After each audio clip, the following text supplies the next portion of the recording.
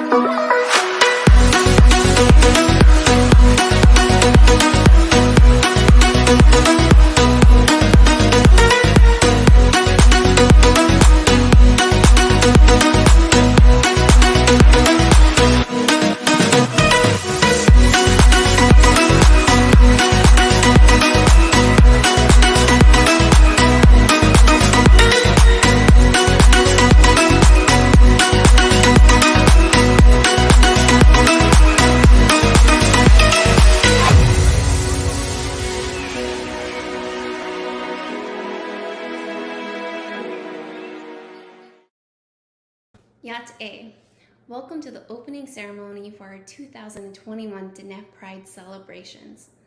Tonight is dedicated toward the honoring and recognition of leaders who represent truly outstanding examples of Diné Pride. But before I begin, I'd like to introduce myself. She'e Josraflino Yinshia, Bilagana Nishla do Halsoy Bashishchin, Ado Bilagana E Dashache do Toruk Oje E Dashanale. My name is Josie Rafaelito, and I'm from where the wild onions grow in Raymond, Navajo, New Mexico. But tonight, I'm calling in from traditional Haudenosaunee land in Buffalo, New York, where I currently live with my incredibly talented and supportive wife near her Mohawk family. I'm joining you today as a program director for Diné Pride and as a proud queer Diné woman. Through Diné Pride, our organization honors and celebrates our LGBTQIA+ relatives and reaffirms the sacredness of our diverse identities. With the help of our communities and relatives, Diné Pride works to reintroduce and share traditional knowledge and teachings that kept our LGBTQIA+ relatives safe and revered. I want to take a moment to reflect on the events of 2020. It was an incredibly challenging and rough year. Last year Diné Pride went virtual, and we didn't have the opportunity to see each other in person, to share a meal or even give each other a simple hug. We've overcome so much heartache and pain during these times. We've lost loved ones to the pandemic, been placed in isolation to keep our loved ones safe, and we've stood by our Black brothers and sisters to support social justice and human rights. We've also recently joined our First Nation relatives who are grieving as the remains of 215 Indigenous children were found at an old boarding school in Canada. Through all this hardship, there's also been time for reflection, reconnection, and powerful community organizing that strengthen our sovereign nations. The theme of this year's Diné Pride is honoring our sacred Indigenous women. We dedicate this week's events to the celebration of Indigenous women who provide the roots that form the foundations for our communities to grow as nations.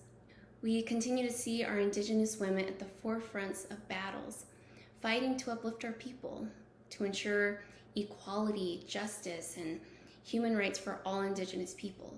Women like Ethel Branch and her team who fundraised more than $7.4 million to support and provide relief for Navajo and Hopi families impacted by COVID-19. We've also had business leaders like Bethany Yellowtail and Aseki who use their platforms to support the Black Lives Matter movement. And there have been countless mothers who should be recognized for their expanded roles at home, whether it's being parents, teachers, employees, and COVID-19 responders, and of course we cannot forget our frontline staff. We acknowledge Indigenous women who have been at the forefront, protecting sacred knowledge, passing forth our oral traditions, and raising resilient sovereign nations. With this theme in mind, let the celebrations begin. Over the next 3 days, you are invited to join some incredible conversations and insights brought to you virtually and shared on Facebook Live. If you haven't heard about our events already, grab a pen or check out our Facebook event page, which is, full of our schedules, events, and timing, and all that good stuff. So, of course, tonight we have our opening ceremony.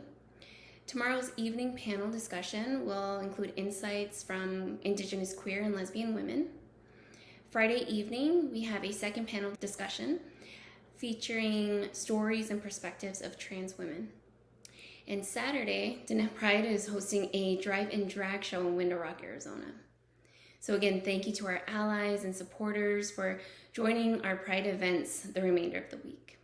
Tonight, we will celebrate and honor leaders in our Native LGBTQIA+ communities who have led by example in achieving great strides in breaking down barriers to equality and justice for our peoples. We are honoring our champions of Diné Pride, including Jack Johnson Jr.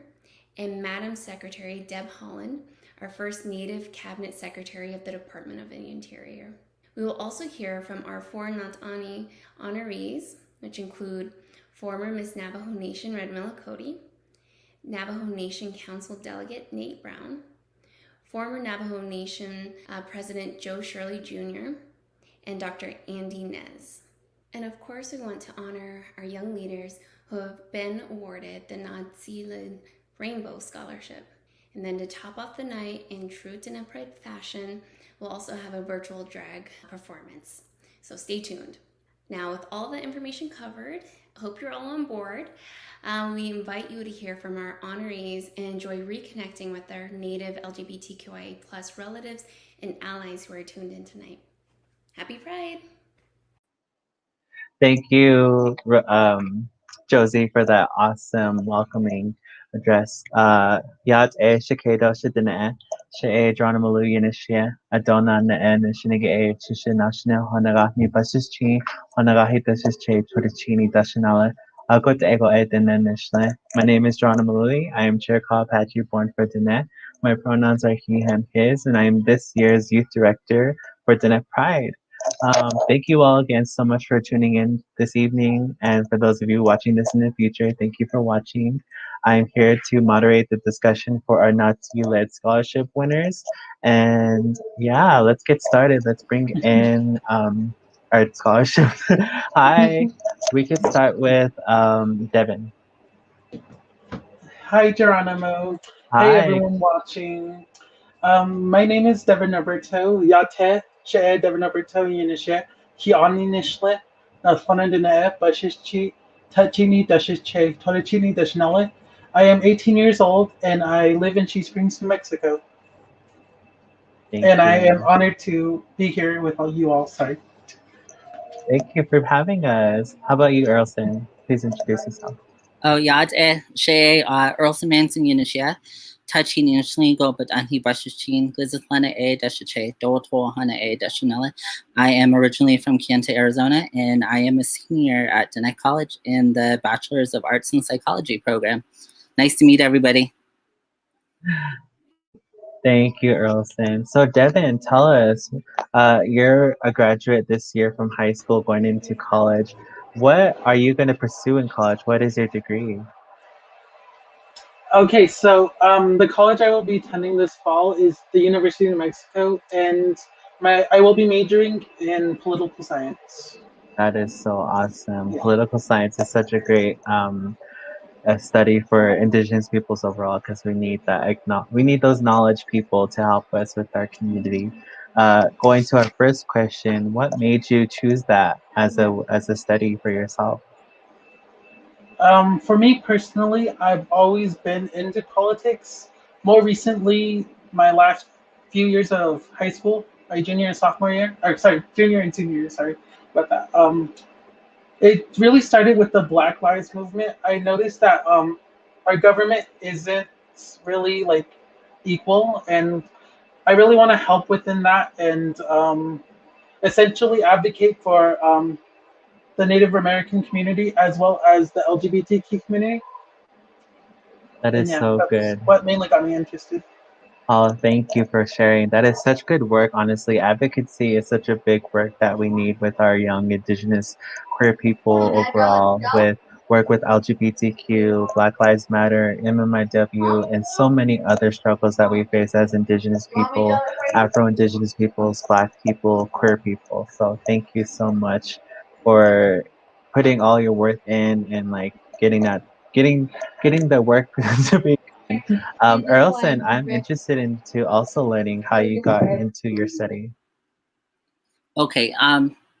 One of the main things that attracted me most to psychology was I actually was a biology major at the beginning of my freshman year. And then I kind of learned more when I went into a sociology class.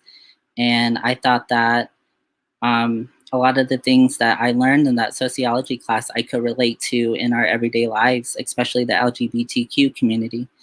And a lot of the resources that were given to us, especially on the Navajo Nation, we lack a lot of that resources, especially mental health clinics and counselors and psychologists for specifically for the LGBTQ community.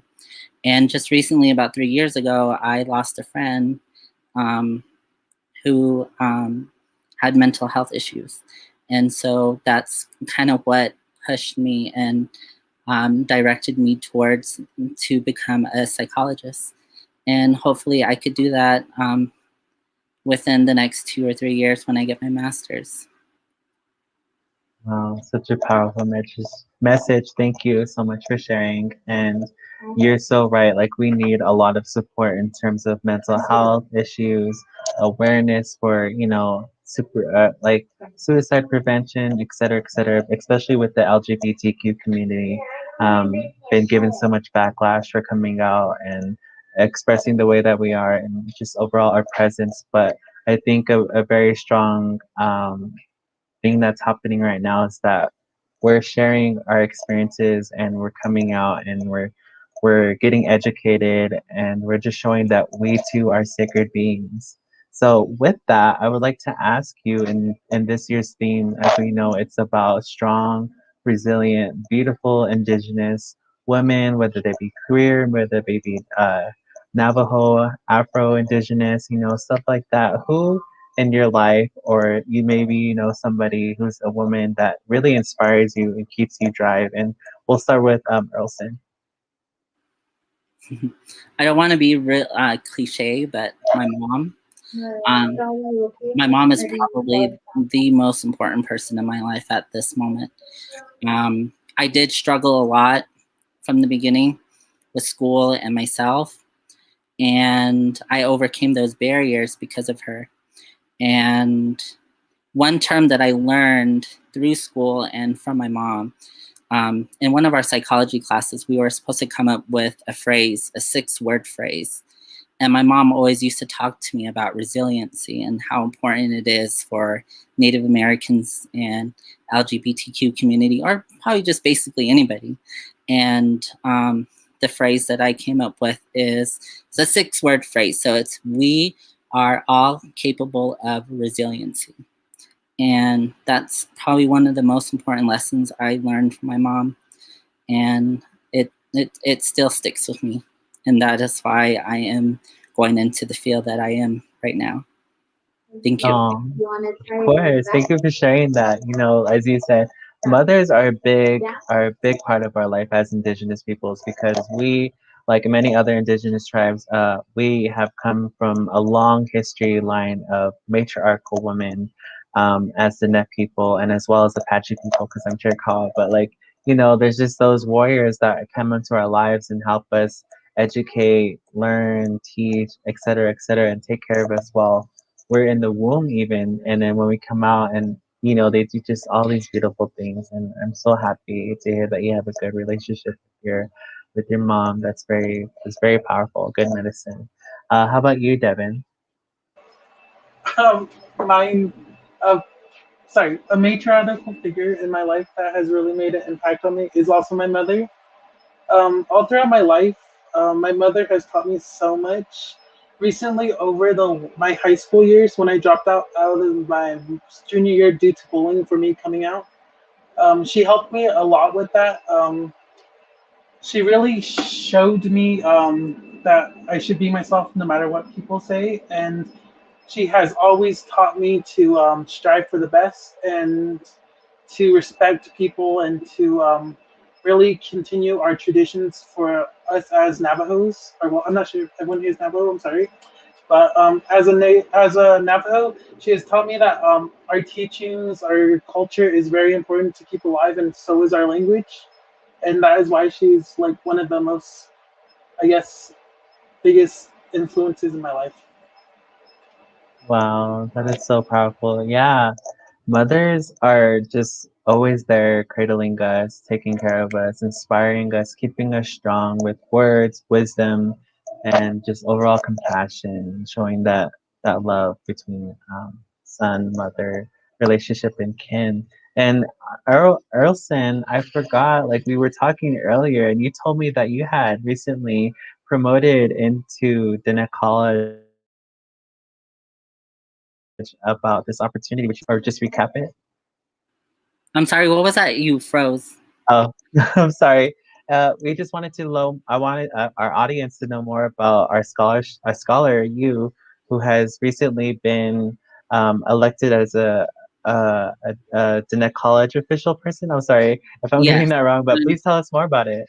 Okay, so I've been part of the student government for 2 years now, and this will be my 3rd year. And I've held multiple positions before. And this last academic year, I was the student government vice president, also known as ASDC, which stands for Associated Students of Diné College. And this year, I was nominated, and I was nominated for the president position at Diné College. And I won the election. I found out on Monday that I had actually won. And so I've asked so many questions on campus, and especially to our faculty and our advisors. And I'm actually the first openly gay president at Diné College. And I am part of the Board of Regents for Diné College as well. So I am one of those members. And that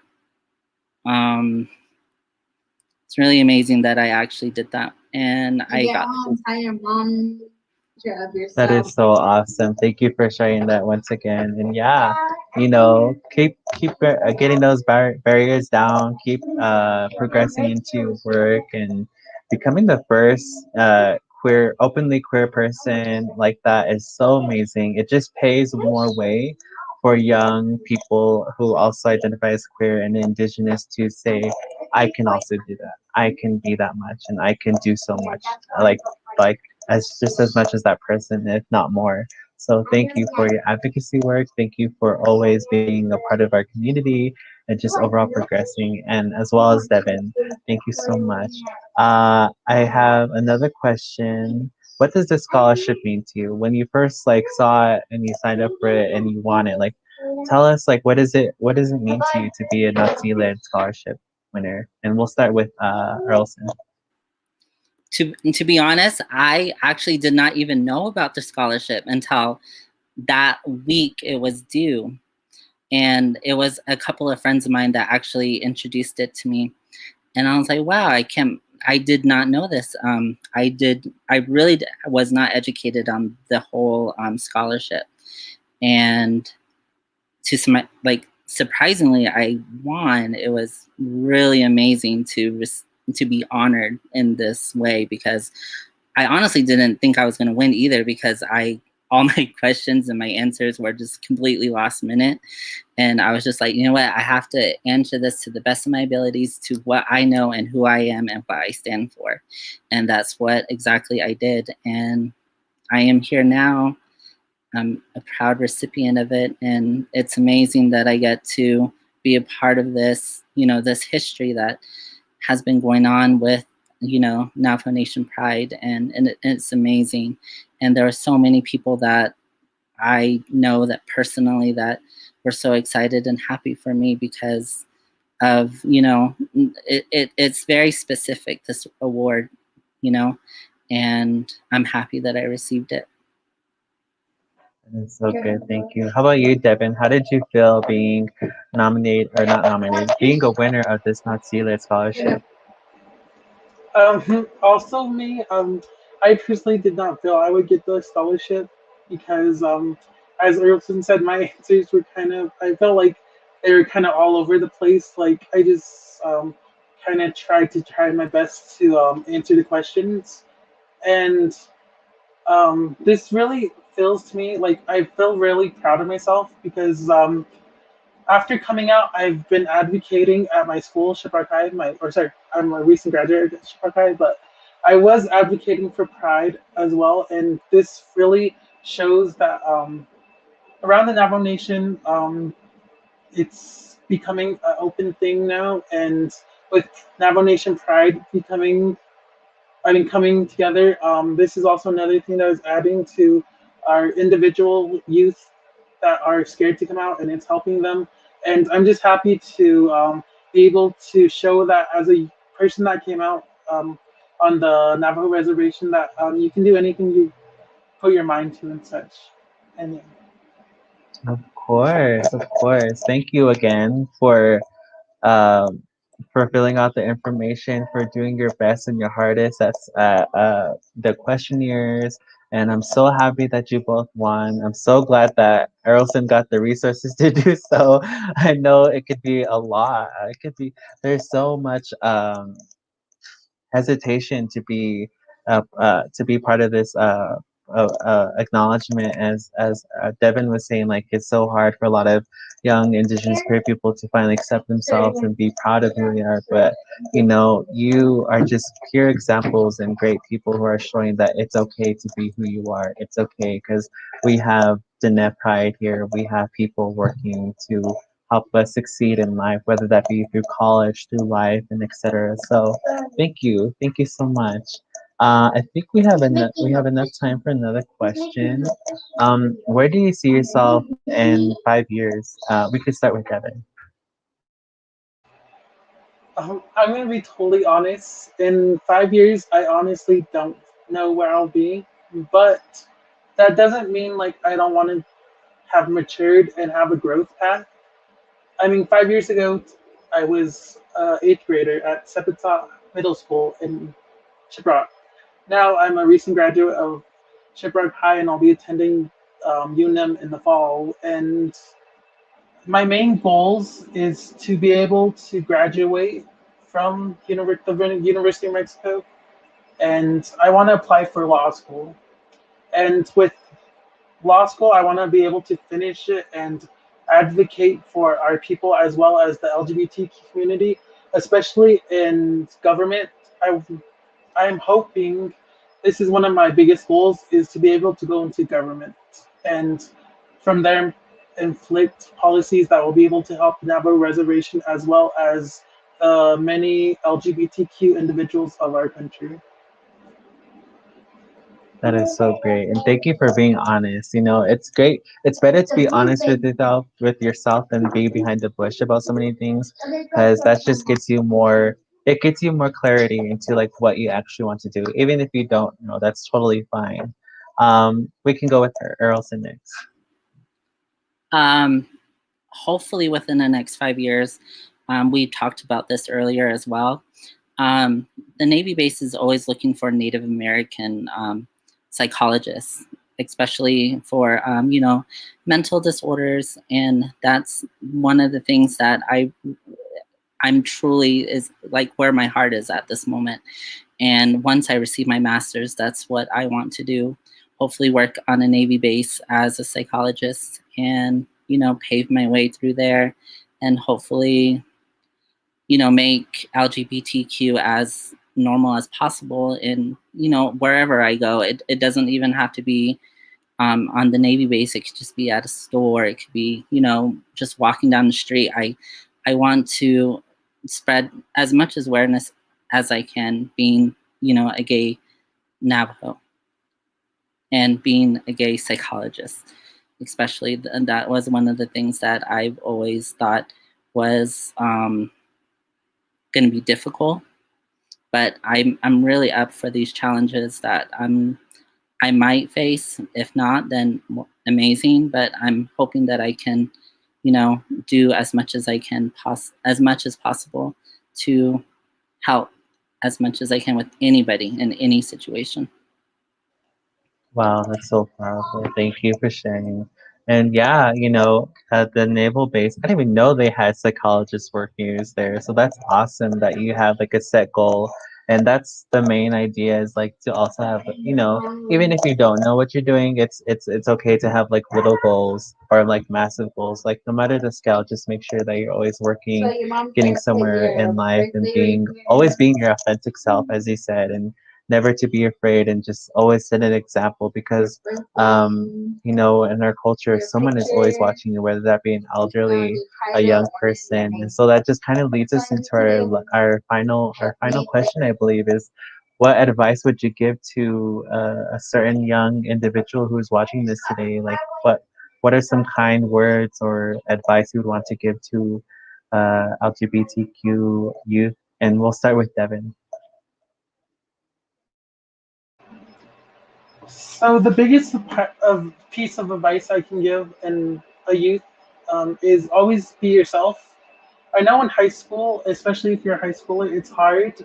For me personally, I was bullied in high school when I came out my junior year, and that got to a point where I didn't feel safe, so I dropped out, and that really affected me hard. And it made me feel like I was like nobody. It made me feel like me being gay was unnatural, and I just want to say, like, no matter what people say, always be you. You're special. You're beautiful the way you are, and never change for anybody. Especially if you're gay or you're part of the LGBT community. Um, there's so much things that there's so much resources that you can get to and help, and that's really big.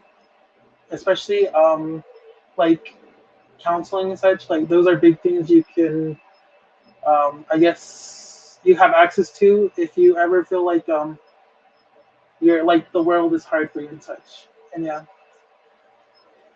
Thank you for sharing it, Devin. And yeah, being queer in high school is very hard. I know that from experience, and that's why I created when I first started.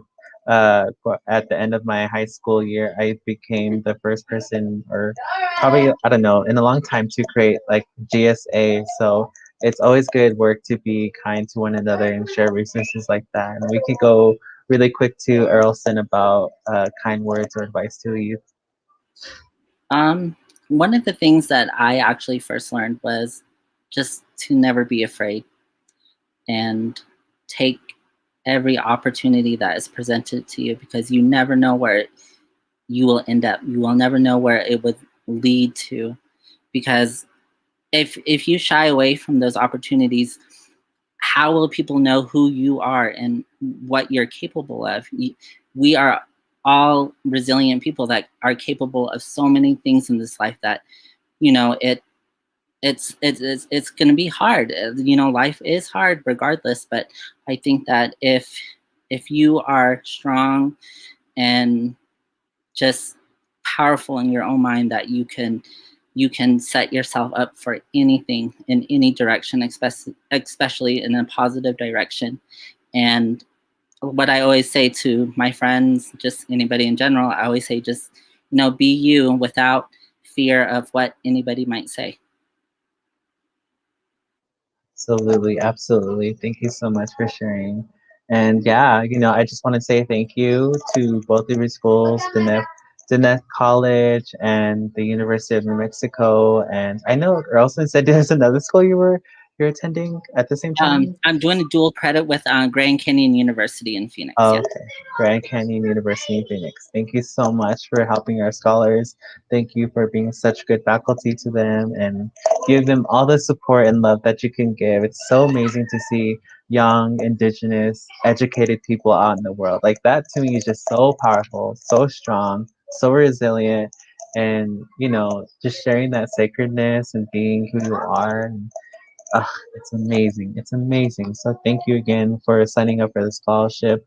Thank you so much for being a part of this panel. And again, I hope the best for you in your futures and just keep flying high. You know, I went to school. I know it can be hard.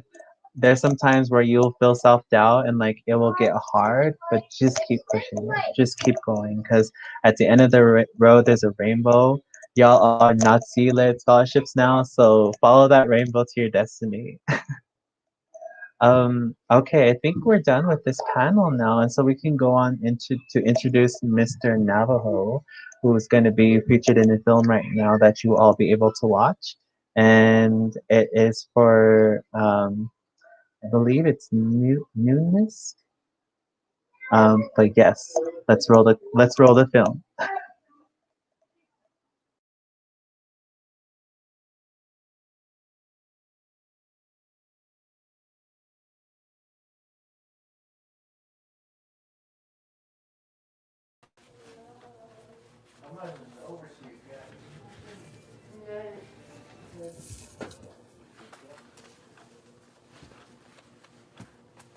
My hair.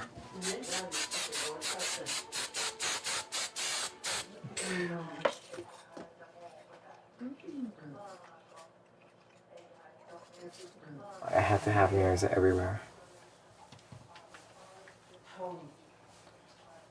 I'd rather show up late than being ugly.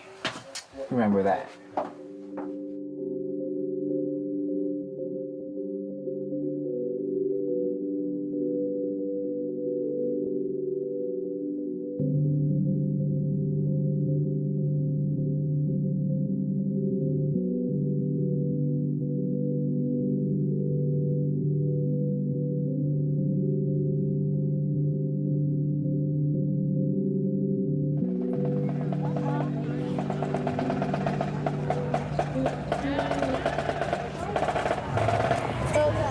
When you guys get out there, you guys can say good morning too and wave too. You don't have to be shy or anything. Just be yourselves and have fun.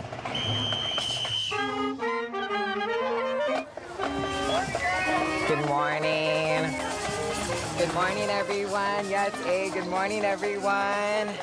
How are you guys doing this morning? Good? Are you guys doing good this morning? So remember, don't pass that line, okay? On each side, you're gonna say all the way down. Biga? Oh, good morning. Good morning, good morning. Good morning, everyone. Good morning. Mr. Navajo is the guy who really advocates to keep his culture alive, to keep his language alive, to keep his native people going. Not just his generation, but the generation before him and the generation after him.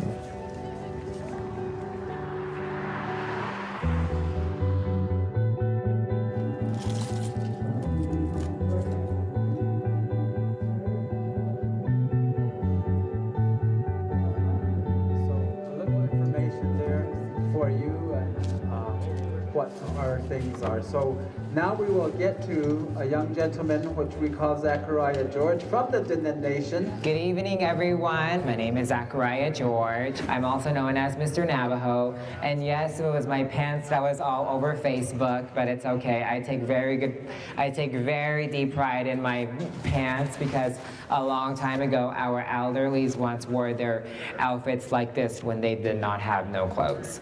So these are pants that were handmade by my grandmother, and my shirt as well. So I will sing a song and then I'll tell a little bit more about myself and then we'll go from there. Biga?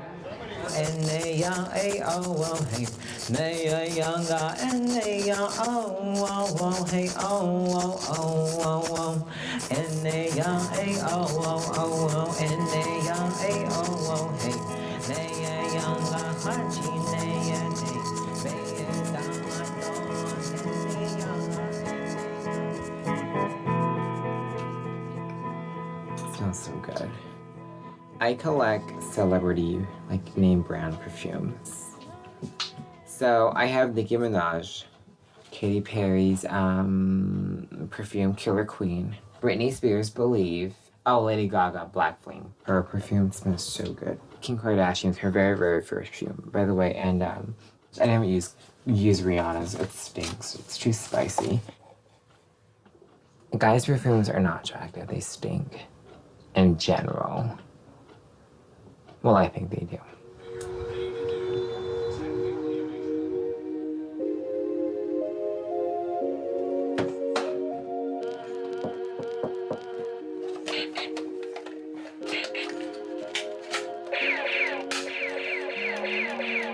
What would I want to shoot me?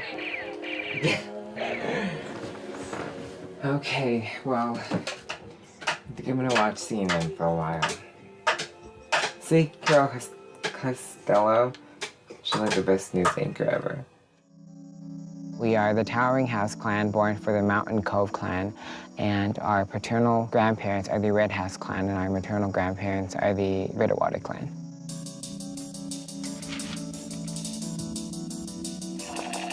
I'm the oldest in the family, and I have 2 siblings. My grandparents raised us. We have my grandmother that's the one who raised me, Sadie George, and I live with her. And then this is where we live at, so you could come on in. This is the big mansion. My grandpa made this, and then my winning trophies right there. I'm on them for solo singing, actually. There's mostly 1st and 2nd place on there. It was very nice to grow up here. I love the privateness and the open space. Living on a reservation does have its struggles. We have rough roads, we have dirt, we don't have highways. FedEx won't come all the way out here. And running water hasn't come our way yet.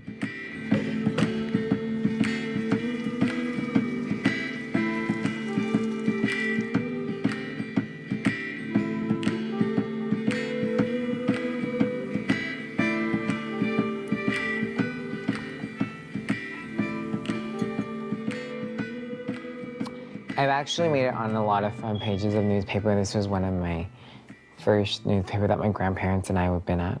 About my grandparents raising me and how I got successful. I did that when I was 18 years old. It's a talented and bilingual. I had long hair right there, if you can see it.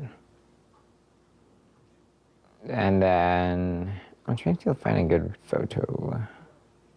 I love selfies. This one is a good one. It's when I was in Albuquerque at my auntie's house. Look at my phone was bedazzled. I have a cool phone.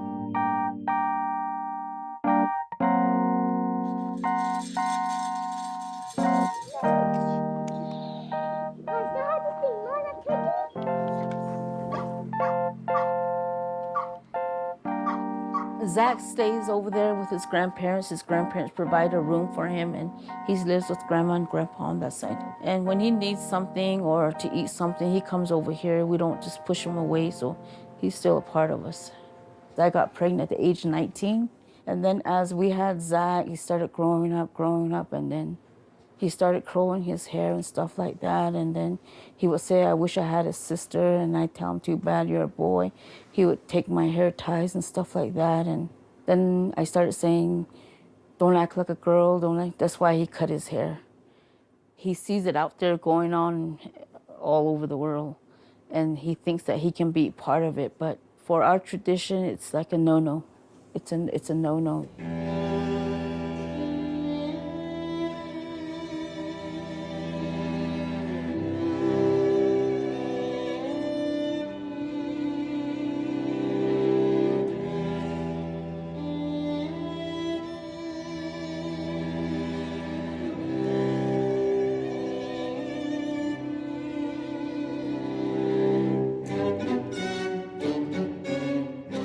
It's showtime.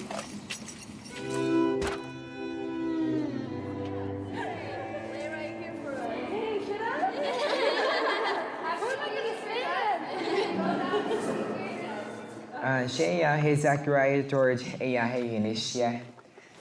Nile dis Ozenish Betrahozodet Setkai Holier Ayesi Setkai. Oh, my beanie's on. That was like, it feels so awkward. Okay, I'm sorry about that. You guys have to cheer on these beautiful young women.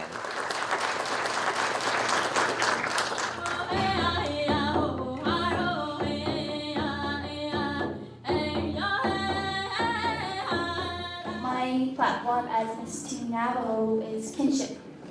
Kinship is the foundation and the heart of the Diné people. It is what makes us special and unique.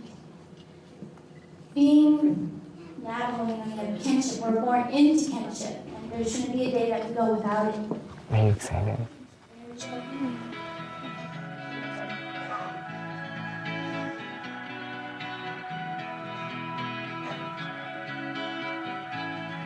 My hair wouldn't have been that long.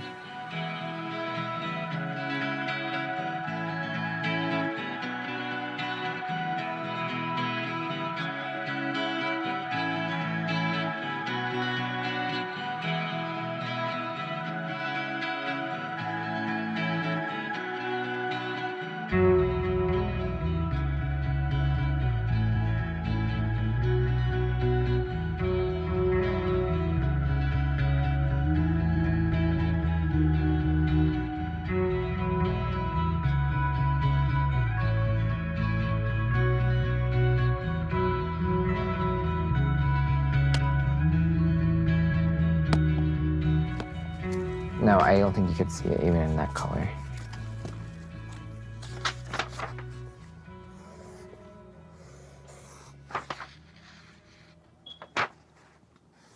It's horrible. It's not gonna fit. For some reason, it doesn't seem like it's... Oh, that's what I'm missing.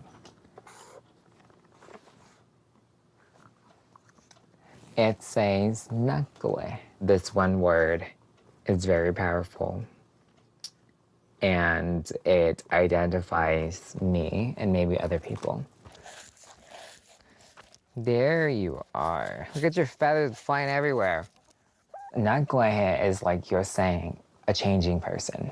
And you're not just one person, but you're like 4 different types of people all in one. Which is why I said some days I feel like Mr. Navajo, and some days I feel like Zachariah. You're okay. A lot of people already still mistaken me as a girl. I don't even like do nothing, like literally. And when I had like long hair and everything like that, they still thought I was a girl, but obviously I was like, no, I'm a guy, but some people just never believed me. And I was like, well, I guess I'm just blessed that way, so.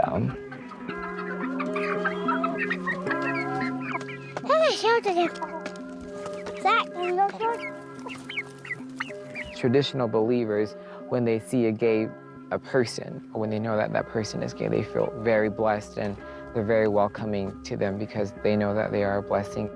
It's in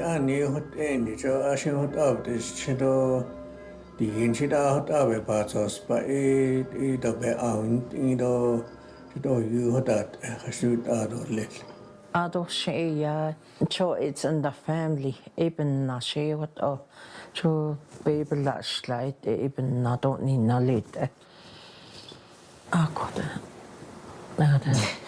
Oh my gosh, I'm really getting emotional, so I don't want to really explain myself, but and they said that you know, my mom may be that kind of a person, but they think that you should never judge a person by their sexual orientation or who they are or how they look. You should definitely accept everybody for who and how they are born and how they are raised. If you have a gay person in your life, that's in your family, your family will never ever fall apart, regardless. Ever since Christianity had came into our lives, it really, really changed a lot of, not just Native Americans, but a lot of different people's life. That's just sad that it did, you know what I mean?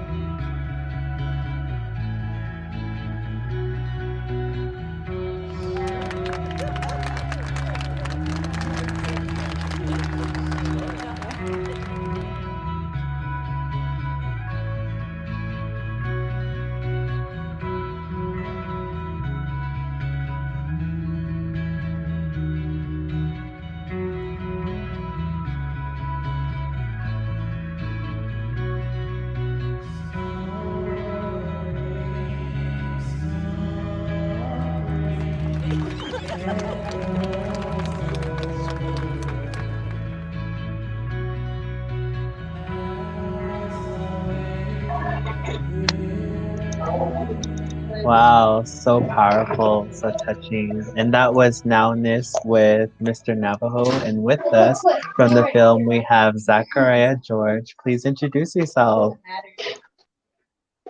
Ahalane, Shikado, Shikane, Ardosha, Sui, Shizan, Shikashche, Sha'achin Shilentai, Dosh, Aspahasin, Shaking Yaani, the Anshla, Ado Tastan, the Abashishin, Twitch any the Nadashi, Dot, and cheat me the Nadashinella.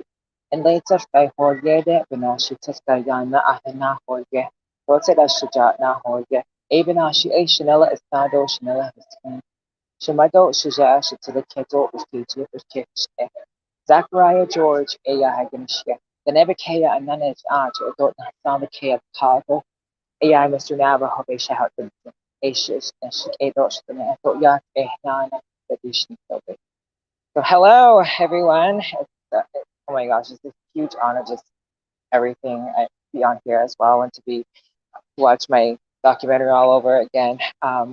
My name is Zachariah Jason George, and I come from the smallest community out of the entire 110 chapters. We are the smallest community by voter registration and by active residency who live among us. That is White Rock area. That's the eastern part of the Navajo Nation.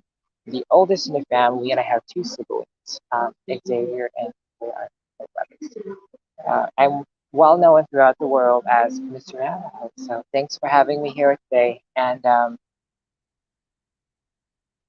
my video, that I honestly cannot say anything about it. There's just no word to describe how it really made me emotional. I'll be honest with that. Yeah, so. Well, thank you for being here, Zachariah George, Mr. Navajo. And for now, we're going to go into our next segment.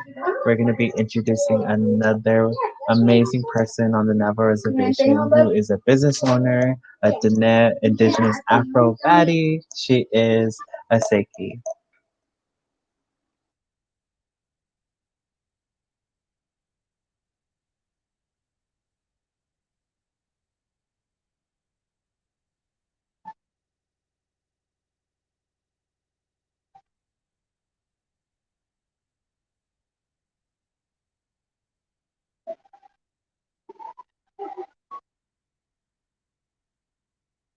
Sorry about that. We still have a few more minutes to ask questions. I was like, oh my gosh. Okay. I was all like, I knew my question. I knew my question. I was just waiting you to ask. Okay. Yeah, it's amazing work you do. I remember watching that video on YouTube for the first time. It was the trailer, but I never got to see the film. But seeing the film is so amazing and empowering. Being known as Mr. Navajo across Navajo Nation is very cool, very inspiring. And as you can see, I have a matching shirt today for your pants. Yay! But tell me more. Tell me more about your journey with Mr. Navajo. Like, do you feel like it's a pageant ordeal thing, or is it just like, what is it to you?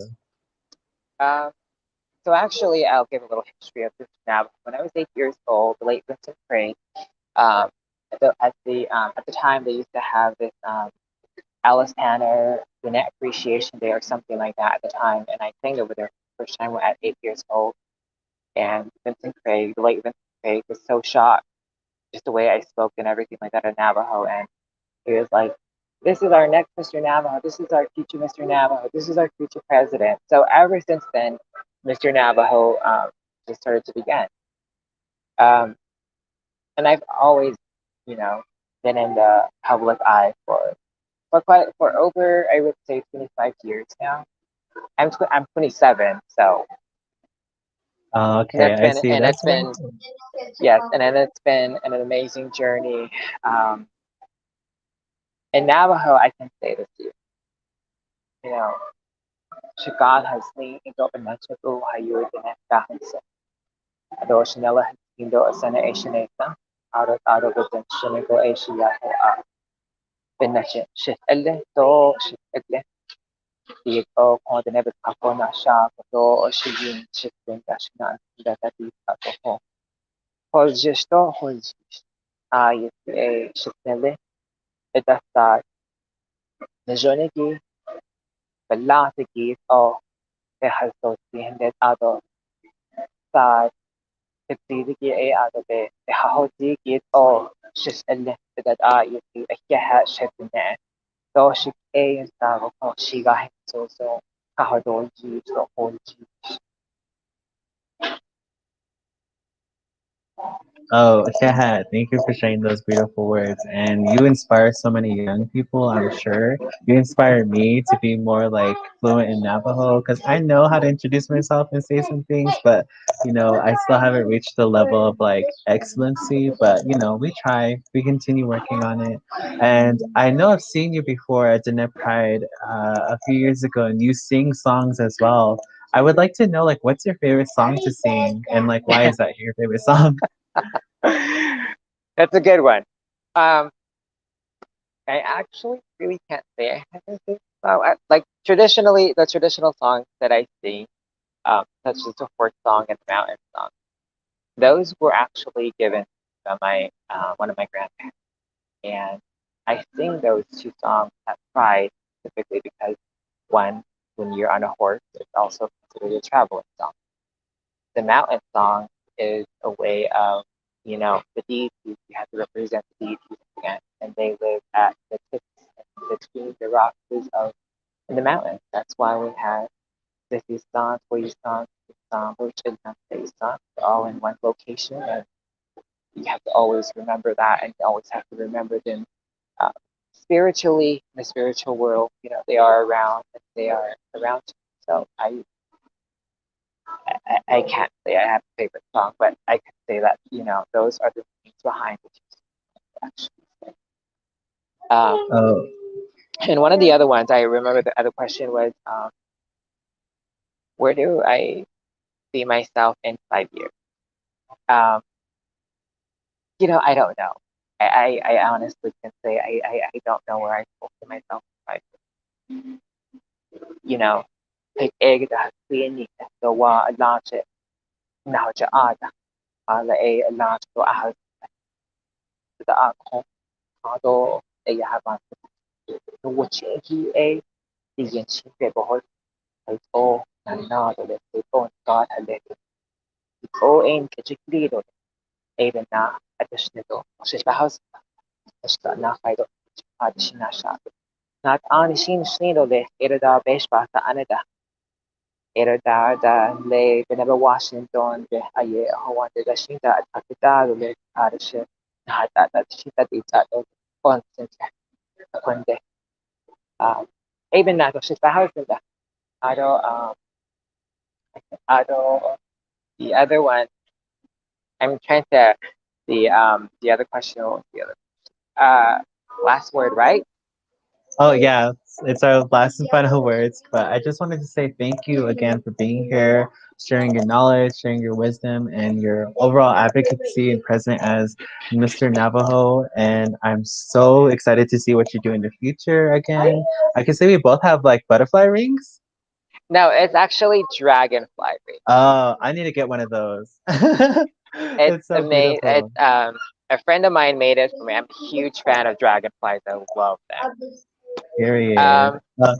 My final statement to all of you guys here today who are watching: come to those of you who purchased tickets. I will be at the Saturday show closing ceremony, so I encourage all of you guys to come. And to everybody out there who are watching this, motivate yourself every day and stay away from people who only see the mistake in you and only look at you at your path. Those are setbacks, and you do not need that. You cannot change your path. You can only move forward from here on out. You are worthy. You are unique. I need you here and need you here to continue to hope and to continue to make change in the future, not for ourselves, but for the younger generation ahead of us. Ay kaya ano ko, si Edo, si Diné, ado tagat asha no senego no dana ko tahui ade het kaya to le is kadan to os kadan to jone ko ni ketado a takhashi khaishi bek ekhanda khaegi ben hinne ko yat hon haske to le kaya to le ado ano no dana ko tien to ne ikaholo to le to chikito ahead ano so edan sa ko ba ahead shike so zenigi. Thank you all so much for being a huge fan of Mr. Navajo, Zachariah George. At the closing ceremony, I do have a big announcement, so you guys will hear it then. And Thank you everybody so else, much. have a good evening. Thank you, Zachariah George. And now we'll be able to introduce to you the Indigenous Afro Baddie. She is a business owner of Usher Beauty, and here she is, Aseki. Thank you, Geronimo. Everyone, hello, welcome. This is day one. We're kicking off the Diné Pride. Super excited, and now I'm very honored to introduce our 2021 Naat'áanii Leadership Honorees. As a former recipient of last year, this award meant a lot to me. As a founder CEO of Asha Beauty, the first Native American owned beauty brand in the country, really, really is what's needed for representation from all Native nations. And I'm very, very honored that, Diné Pride saw that in me. And today I get to introduce our honorees. First off, Ramela Cody, our beautiful sister, Grammy Award nominee, oh my goodness, activist, and ultimately mother. And next up, Dr. Annie Nez, our co-founder of Diné Pride, Delegate Nate Brown, and last but not least, Honorable Dr. Joe Shirley Jr.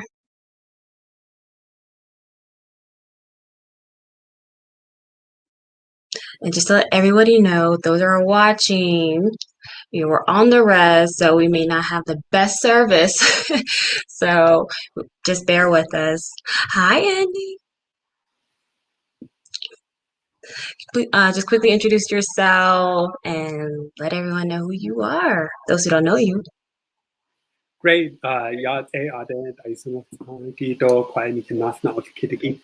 Shay and Inez Dashinedo, Toge Anishnado, Twitter a Bashichin, Ado Tachi, a Dashichedo, Clash, a Dashinella, Ado Sahoto, Nahakoshiko, AIDS, the Yasi Kakajine, Ade Chishikedo, a Adek at Kebushte, Ado in the Dun late Sarahotan Binash Nishato, Ado Paegi, Sarahotan Kea, Haldo, but that Nishato. Yeah, Ashi Aquedo, Nááts'íilid, Junto. Yeah, thank you. Hey, sis. Hey, that's it. Just quickly introduce yourself to those who don't know you, but the world know you already. That's it. Yat Shikino Shidne Skahasito, She Red Milakodi and Shiet Ashchin, Nakite, Bashishi, Nakidene, Dashin, Nakise, Dashinala, a Stanshne, Ado, Sis, you hold yet a EC, Denasha, but I can't send one with Honstoni, the best, best and say, best, sick, yes, he be on the Ayat and Arnold's one to the Dash. Thank you so much, sister. We have he's gonna be joining us by phone, so you can hear him on voiceover. President Joe Shirley Jr. Yate. Yate. I did that. It's not saying it all queer. Been dashing the shiggy so Yate. Say Dr. Joe Shirley Jr. in Shiga. Could it evening someone kappa had a bus change there home. I coach in Lido in Nasha. I go Yate Naat'áanii Nashli. I require she Naat'áanii selling Kotana as a little base part of San and South of Wistogo. Arod Navnant, I don't know that Bish nach so. Aru nas angebachen yet Edo Yegusan is list at nach Home. Akuyat is Ilni Aquatka. Now she didn't need Kito at Kachonish Agi Yat Eho. Thank you, Dr. Shirley. And next up, we're going to go straight into this. Our theme this year is honoring the sacredness, resilience of our Indigenous matriarchs. What does that mean to you? Anybody can start. Melly. Okay. I was going to wait for her to start so that just the matriarch responsibility. Oh, wow. Okay. Our ways as Diné have historically honored our matrilineal line. And so our kinship being based on our mother's side, somewhere along the way we became matriarchal. So we must be careful how we are defining matriarchy today. Matriarchy can be viewed as supporting a false gender binary, resulting in transphobia or discrimination towards our non-binary relatives who do not totally conform to any gender, thus denying them roles of leadership within our society. So if matriarchy is only viewed in this false binary, it is not sacred. So what is sacred are our philosophies of kinship, our kinship with one another, and does not discriminate.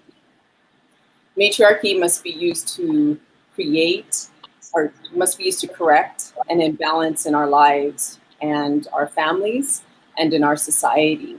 So those of us who define ourselves as matriarchs must not use this power to uphold false gender binaries or even race, but instead to restore balance within ourselves, our communities, and eventually do away with the hierarchies altogether. Beautiful, beautiful. Andy? In addition to that, there are certain views that still exist today that reflect the matriarch of our mothers and our grandmothers. When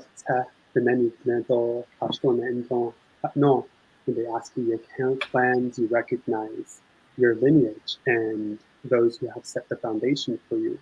And so that's also where I come in terms of understanding the theme of Diné Pride. It's to really uphold the women in our lives that continue to motivate us. For me, certainly was my late grandmother who helped set in the philosophies that Radmila had talked about in those teachings. And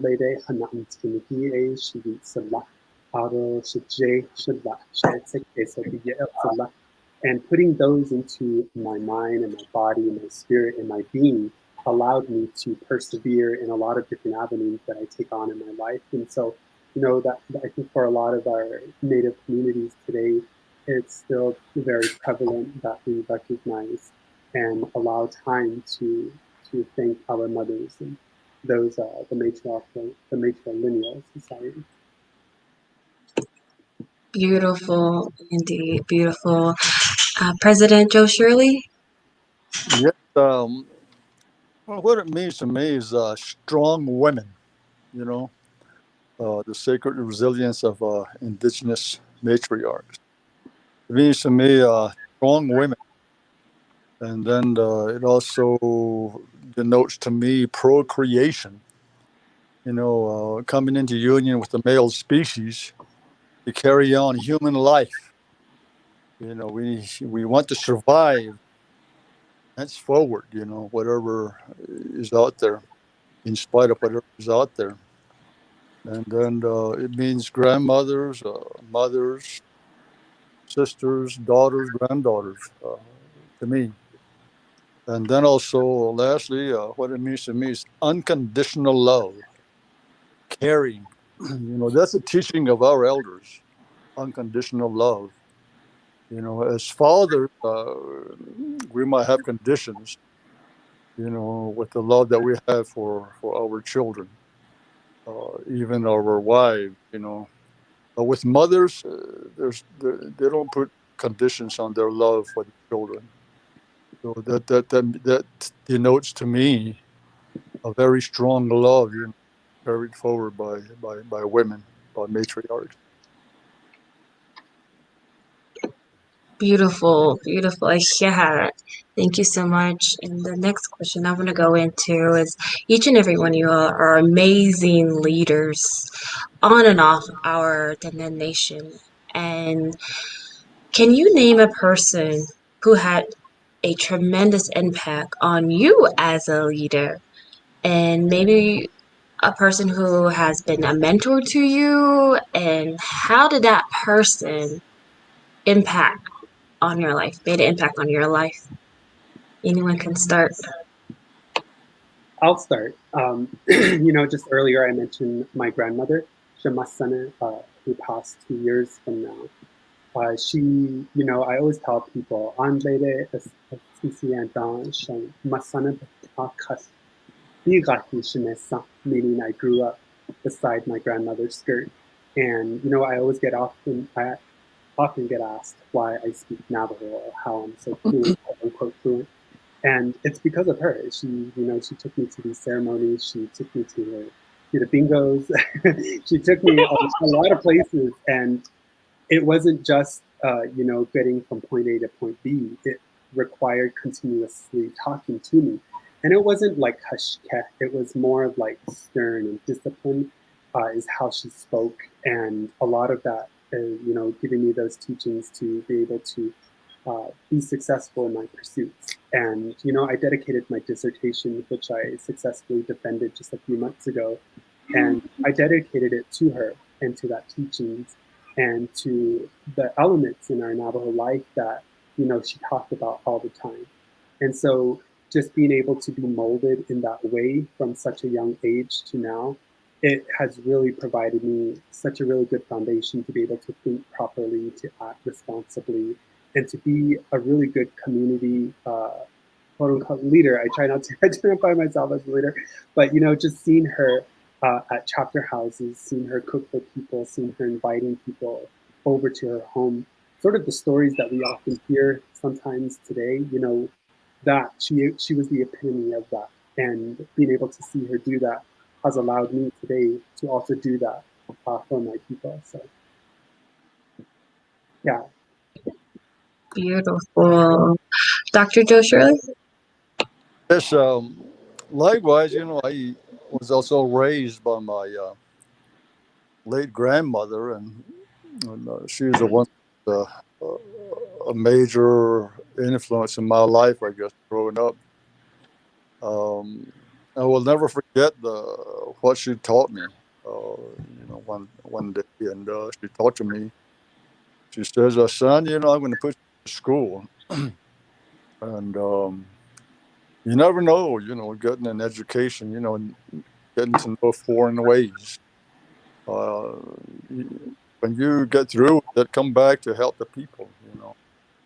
And if you should ever become a leader, there's one truth that I want you to remember. I want you to remember that we're all on the same side. We're the five-fingered, intelligent earth dweller called a human being. So that makes us family. It doesn't matter the color or the creed. We are all on the same side. And it behooves us to stand together and to take on the real war that is out there. And the culprits are the hunger, the thirst, the greed, the bigotry, the hatred, the racism that is out there. They're entities, they're essences that are actually alive. And it behooves us to stand together as family, against these monsters. That's what she told me, and that's what she taught me, my late grandmother. And so when I became a leader, as a chapter official, council delegate, and certain as Navajo Nation president, I kept that in mind. That was in my heart. So I've used that to help my people, and I'm still using it to help my people. I don't play, favorites or anything like that. knowing that these are all my relatives. I don't go against no one, with that in mind. We're all on the same side. The thing that we're really fighting is the hunger out there. Right now, there's a thirst that is out there. We're hurting for water. There's a lot of greed out there. There's a lot of bigotry and racism. That's what we need to be standing together, fighting against. So that's the truth that my late grandmother taught me, and it goes a long ways with me. She'ifto Dr. Nez, though Dr. Shirley Gates, my son and nationalist child, son, ABC, on Sibekias. I definitely have to give it to my grandma. I think about, and I get emotional when I talk about her because it's, yeah. I always remember it's one of our last conversations before she passed. And I asked her, Shimasana, I dash le nasko, misbahos shatin tinko, shichin nado left dini, nabishkita, nado akushifna, oh, she has a ebony nad adamek echiyan.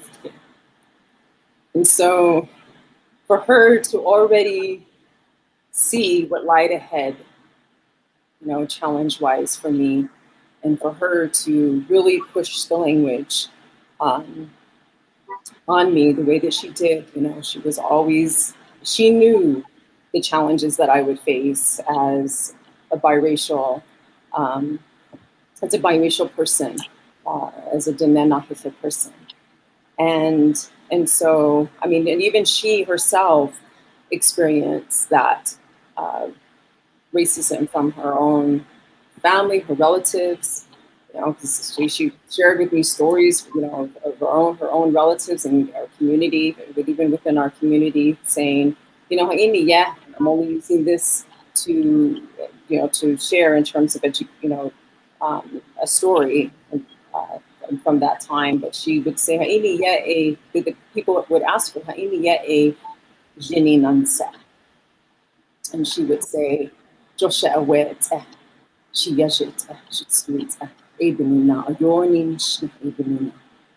And so she always brought it back to Ke. And that was her teachings. She always would say, dark ends, and she has kitchens and and so that's something that I always carry with me in terms of her, her teachings. And now even as a mom, I explained the importance of being a good relative and teaching him what it means to be a good relative. And so, yeah, definitely my grandma, who was that powerful force and pillar of strength in my life, who always reminded me to be proud of who I am as a Diné being. Wow. I'm over here all teary-eyed, y'all. Oh my goodness, all our grandmas, my son, all the way. They are true. Their strength is all within us. So yeah, this is a really great conversation. As you know, the Diné Pride has many young people, parents, elders, community leaders, and the Diné Pride made history as the largest Indigenous LGBT community that celebrates nationwide, right? We're the first to do this. How we as leaders, Andy, we as leaders, how can we uplift the LGBTQ plus families on our Diné throughout the nation, because everyone's watching. So how can we do that?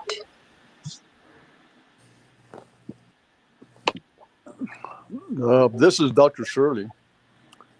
I think one of the ways to get at that, I think, is to make our laws, excuse me, our laws and our policies to be all inclusive.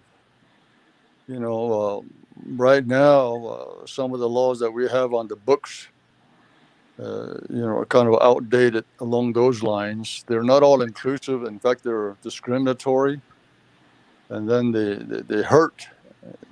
They're partial, and I think we need to get rid of those hateful laws and change it to where our laws are all inclusive.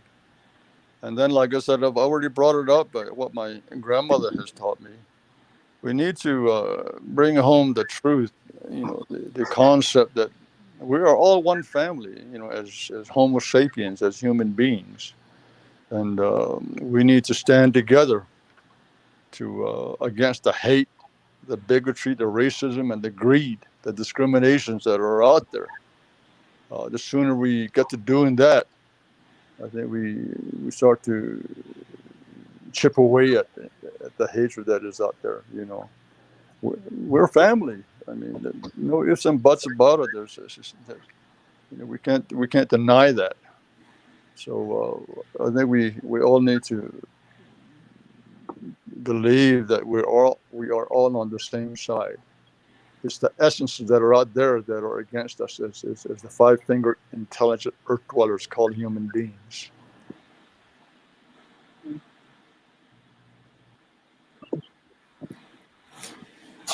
Millie? Yeah. Yes, we need to continue to be more than an ally and be an accomplice, ride or die. As Dr. Joe Shirley stated, there are laws that are preventing our LGBTQ plus relatives from living healthy and dignified lives. And an ally abides by the laws without whereas an accomplice actually smashes them. So, I think we all have to continue to speak out in solidarity with our LGBTQ2 plus relatives within our families, in communities, and we cannot put the work solely on them. And we cannot expect the abused to always educate or plead for mercy from their abusers. A moment of uncomfortableness, for you as an ally or as an accomplice does not replace a lifetime of abuse. Back in 2017, when I had this idea of creating Diné Pride, it was about occupying space. It was about going outside the binary of male and female and start to discuss the multiple genders and the respect that people have of their identity, first and foremost as Diné people. And so a lot of the rhetoric that I continue to talk about and discuss today is that we are Diné.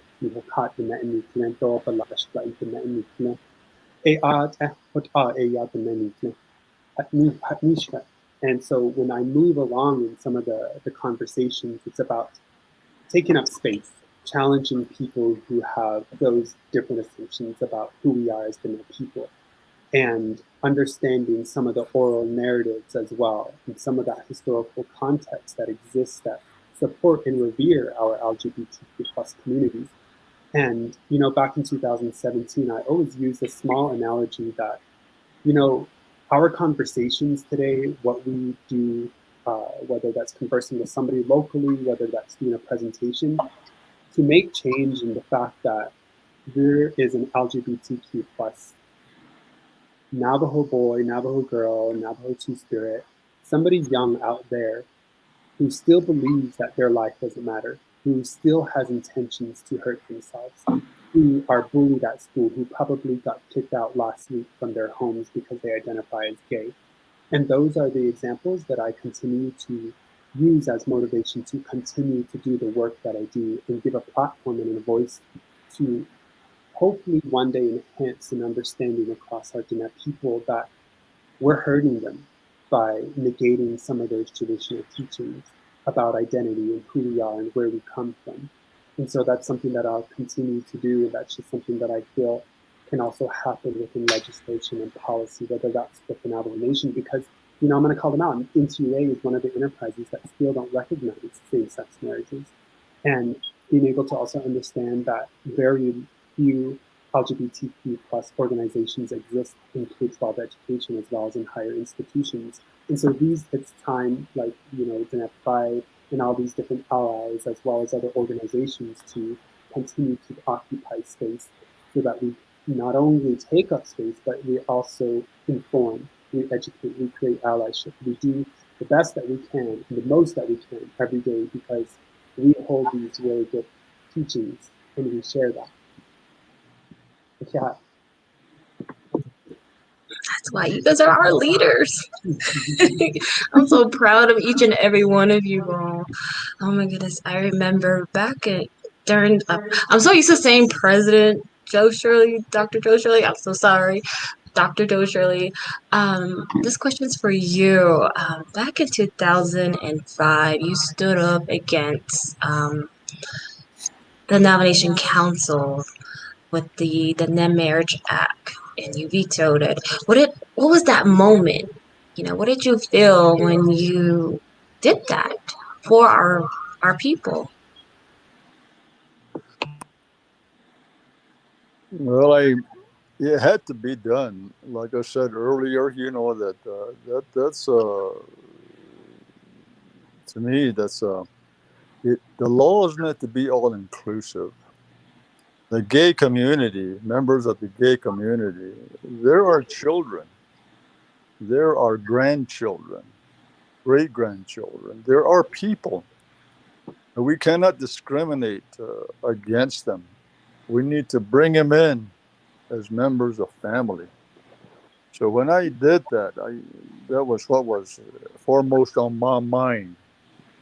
We need help from them just like they need help from us. Instead of saying, you're different and we don't want you to be a part of us, instead of saying that, pushing them away, that's wrong. We can't have it. That's where the law that says that is discriminatory. It's racist. And I guess I just wanted to do away with it if I could. But as it were, the council vetoed. I vetoed it, and the council went on ahead and overturned that, I think is what happened. And I think that still needs to be changed. And I think the gay community needs to work on it and to get that changed to make it all inclusive. Like I said, because we're talking about our children, our grandchildren, we're talking about our people. And we're all on the same side as family. And the real enemy is out there, the bigotry, the racism, and the hatred.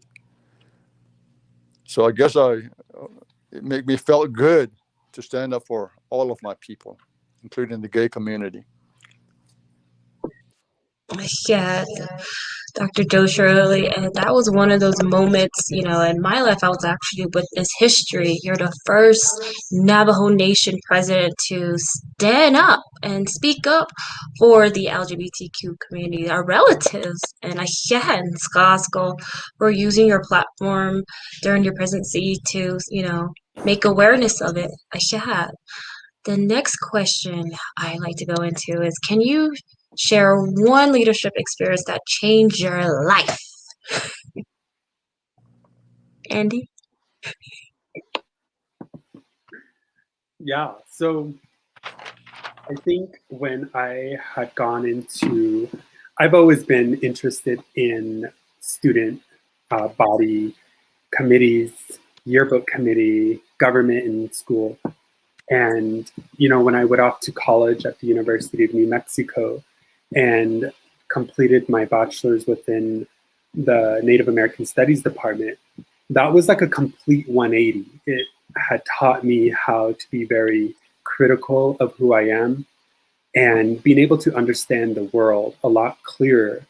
And that allowed me, when I was the NAVUNM president at the time, it allowed me to incorporate some of those teachings into the organization that I was the president of.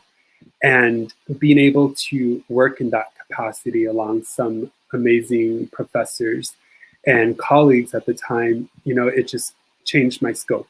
And being able to share that as well into today and being able to continue to educate in those perceptions that we see. You know, it's not just that, you know, being gay is X, Y, and Z, or that being, you know, the Black Lives Movement is X, Y, and Z, or missing and murdered Indigenous women is X, Y, and Z. There's a lot more content that is important to discuss and deconstruct into the root of colonization, right? And being able to ensure that the next generation understands these views, because it is difficult to get somebody older than you who probably has pro-Christian views or who is surrounded by a lot of those concepts 40, 50 years from now. So it's taking some of those initiatives now to be able to extend and express that to the younger generation. And we see a lot of that. You know, we just got done with the youth panel and being able to see a lot of our high schoolers spearhead and start some of these organizations in their school. And so it's like, you know, they look up to people like Red Miller Cody and being able to understand, you know, some of what it means to smash patriarchy, right? What does it mean to take care of the Nááts'íilid, right? They look at those things and they want to be able to be that resilient and be able to talk about that, because in 50 years from now, we don't want to have these conversations that surround some of these continuous social injustices that we continue to witness and experience, even here on the Navajo Nation, right? And being able to have laws like the Diné Marriage Act of 2005 still exist. So things like that, you know, the Native American Studies program, as well as being the president of Diné UNM and having that leadership role, complete 180, but it has brought me so much give to be able to share with people. Like that.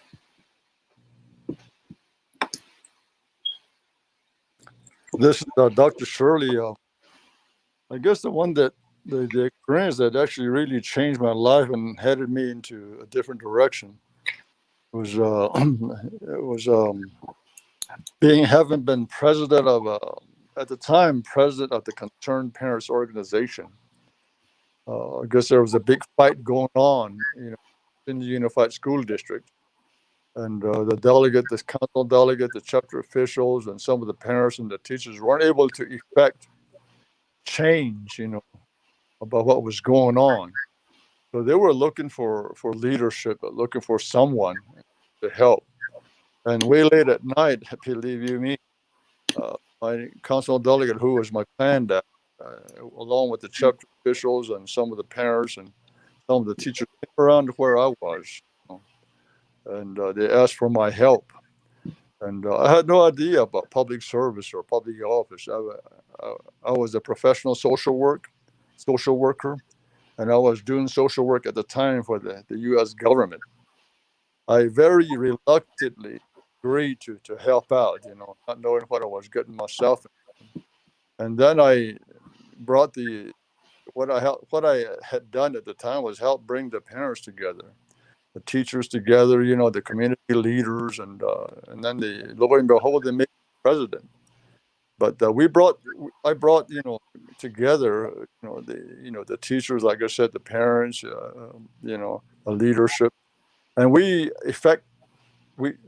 actually made changes within the school board, within the school's administration, you know, and so there was from there, I guess, you know, people saw what I've done, what I could do, and then they wanted me to run for public office.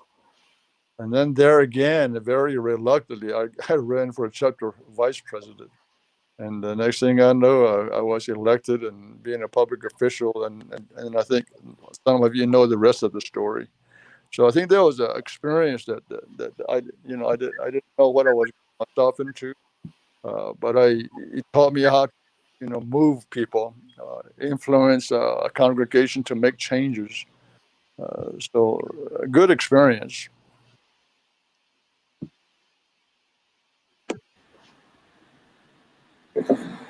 Really? I would say becoming Miss Navajo. Yeah, becoming Miss Navajo definitely opened up not only opportunities for me, but also set the stage for the work that I continue to do today. And the work that involves, especially the work that involves a lot of our unsheltered relatives. Our unsheltered relatives, and organizing through the Kehimpo shop, and the work that I do in gender-based violence. So I think it's becoming Miss Navajo really just created that platform for me, and it's I think I've learned a lot. I mean, it's been 25 years since I was Miss Navajo, and like they say, once Miss Navajo, always Miss Navajo. But no matter what, even if I wasn't Miss Navajo, I'm sure I probably would still be doing the work that I'm doing, today, for our people, and standing as an accomplice and being an accomplice, with our LGBTQIA plus relatives. So yeah, it's just, again, it's all about how we're strengthening our beautiful system of care, and what it means to be a good relative in that process, in terms of what Indigenous liberation looks like, for us, in our case, the liberation. Where are we, when we think about where we're going to be at 100 years from now, what are we doing to get there? And so, that's kind of where I'm at, today, from the time that, I was Miss Navajo to where I'm at today, in terms of doing everything I possibly can to so that we can live a just, free, and dignified life. Awesome. Fun fact, the first Diné Pride was hosted at the Info Shop. Yes, it was awesome. Yes. It'll be a trivia question next year, guys. We're almost getting close to wrapping up, but I do, oh my goodness, each and every one of you all. Dr. Andy, Nez, I can't wait to work with you more, since now I'm home. My store's about to reopen. And shout out to Radmella Cody, Shahad, for just always being that go-getter, that trendsetter and everything, especially, standing beside me, helping me get through, defending the term, and also Dr. Joe Shirley for being one of my favorite presidents of the Navajo Nation. I'm saying that. You are. And then thank you for being the first Navajo Nation president to come to my store here in Gallup. And yeah, and Mrs. Shirley, Vicky Shirley, for purchasing and supporting my business in Scottsdale, each and every one of you all. And Delegate Nate Brown came by to my store too. So you guys, there's a very few that did stop by, and that's true leadership and true support. You guys, when you guys say you guys support, you do support. And I want everyone that's watching to know that, our leaders, our Naat'áanii leadership honorees are who they really are. And lastly, we're almost done here. Do you guys have any closing comments? Perhaps do you want to those are speak to the young people who are watching. What would you like to say to them right now, especially our young ones that are tuning in? Maybe this is their first in their Pride. Just a little encouragement. So the floor is yours. Whoever wants to start. Okay, this is Dr. Shirley again.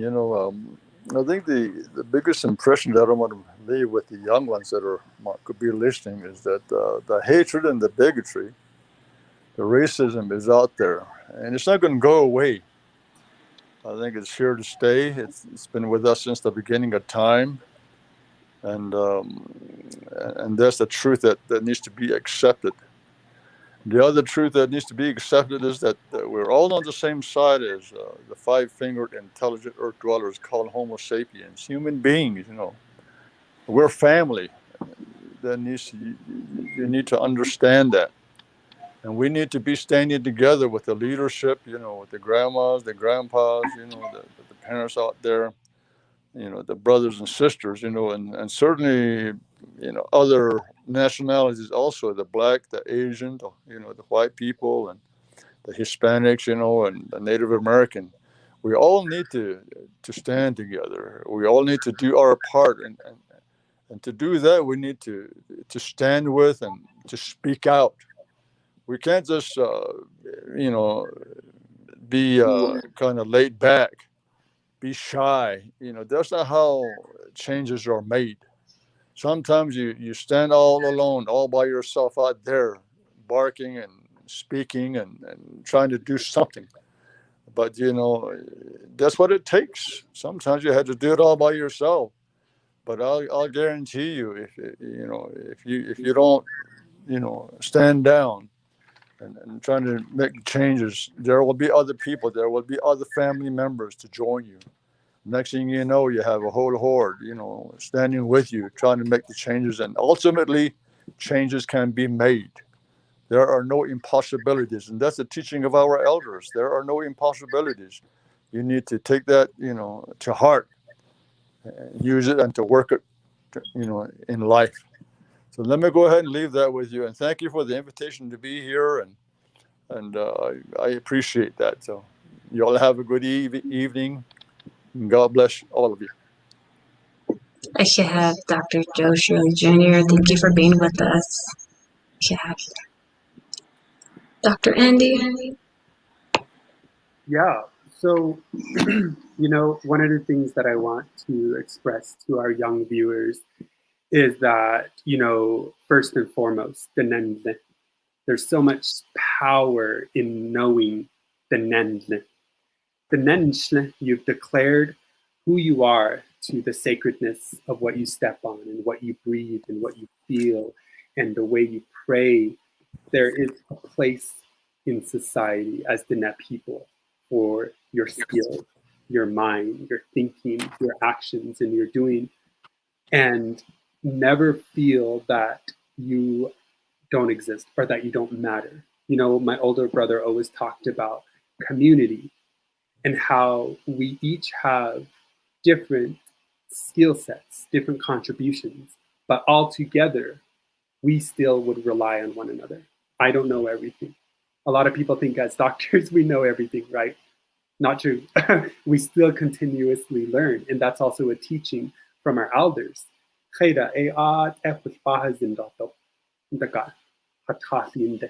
Our medicine men and women are constantly learning as well. As mothers, they're constantly learning. As educators, as students, we're constantly learning. We're in this constant cycle of learning. And you contribute into that body of learning. And so reflect on who you are. Remember it. Always, always, always remember the Nendle.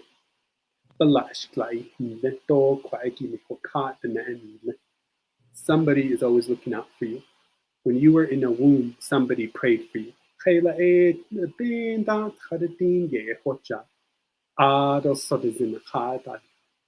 Somebody prayed for you. Somebody looked for your arrival. When you came, somebody put tadadin on your zay, your mouth and your tongue. That's your introduction to the world. Do the best that you can with it. Be the best person that you possibly can. Know that you matter in this whole beautiful life that we have. And continue to learn, engage, and do the best that you can again, all across. Like that, to my fellow colleagues on the panel, to Diné Pride, to Safi for moderating. Saturday, I'll see you guys then. I should have Dr. Andy Nance. Shut it. To all of our modern day monster slayers. So I like to refer to our younger generation. I just want to say that as you're watching this now, that you are loved. And that if you look at your fingertips, look at your fingertips, there are patterns created by the holy people when they breathe life into you. And that you were already loved by the holy people, being the Na'a, before you came into this world. Now this world needs you to help us all correct the imbalances caused by capitalism by colonialism, by racism, and by patriarchy. All four are the enemies of Diné, and we will slay them together. So here to Diné Pride, to all of the recipients of the award, and it's an honor to be a part of this wonderful event. And I'm not going to be there in person this year, but in spirit I will be. Hopefully next year I'll be able to celebrate in person, me and my little monster slayer, because he's excited. He's learning all the acronyms, LGBTQ2I. We go over there every day. So and he runs around. Thank you, El Rey, for the Pride swag, because he runs around with the Pride flag saying Happy Pride. So Happy Pride, everyone. Agona. Thank you so much. Thank you all for watching, and once more I'd love to congratulate our 2021 Naat'áanii Leadership Honorees, Dr. Joe Shirley, Dr. Andy Nez, Red Mellow Cody, Delegate Nate Brown, and further ado, I am happy to introduce my big brother, the Executive Director, Allery Nelson Yate. Hey, brother. Can you hear me okay? Perfect. Thank you so much for being an amazing moderator for tonight's event and for joining us, especially to those that are watching all around the world and those that are watching around Indian country, which is really important, especially when we have over 570 plus sovereign nations located all across the United States. Y'all already Nelson Yansha. And tonight we're actually going to bring you a live interview from an amazing leader, a person that has really stood up for our community and has, lived a lifetime of experiences. And through his work and just the amount of, I'm just thinking like just the tenacity and the strength and just the prayers and, the amount of work it comes to just being a person that ends up in a position in life where, there's a lot of blessings. And definitely the person that I'm going to introduce next as our Pride champion for 2021 that you're all going to meet tonight is coming from a humble home, a person that has a family that's well recognized, but also a family that comes from really humble means. A father and a mother, aunties, especially with our matriarchs and his family, that really uplifted him. And it goes to say the same thing about his husband, and they've done the same thing within that journey on his in-law side too, as well, as we would say for Navajo people. And right now I'm going to bring in an amazing advocate, was elected, was actually appointed to this position as a state senator for the state of Arizona. And all that in the state of Arizona, many cases very conservatively, and also in addition to that, Republican controlled. And so for the LGBT community, in many cases, yes, we do have relatives that identify as this, but also identify as LGBTQ. But it's also important for us to just call it out and recognize it for what it is. And he came into a position where he was the first openly gay, and also not only that, but also an Indigenous leader within the country for the state legislature in the state of Arizona to really speak up for LGBTQ issues, but also more specifically about Navajo and what it means to bring clean water, clean energy. What does it mean to be a progressive, especially back in the early 90s, to really stand up for us? And basically, this person is a dear friend of mine, dear friend of my husband, Brennan, obtained his Juris Doctorate, his law degree from Syracuse University School of Law. And from there, you saw his journey move, where he ended up going to Washington, D.C., where he worked over, I think it was like 10 or 12 plus years representing our tribal nations and so many other tribal organizations, and then began a career in advocacy as a legislative associate, and then was promoted to being deputy director of the Navajo Nation Washington office, which is remind you, it's our embassy in Washington, D.C. And then, did his part to really represent the concerns of Indigenous people, but also Navajo people all across the United States within our capital there in D.C. And it led to the point where he worked as a legislative analyst at the National Indian Education Association, which we know as NIEA, and was a director of governmental affairs for the National Congress of American Indians, which is NCAI. And so this is an impressive history, especially for someone that's very young. And then it came from a point where, like in the early 2000s, 2003, 2005, he served as the 46th Arizona State Senator in the legislature for, actually not senator, but he's actually in the state legislature as the House of Representative, representing District 2.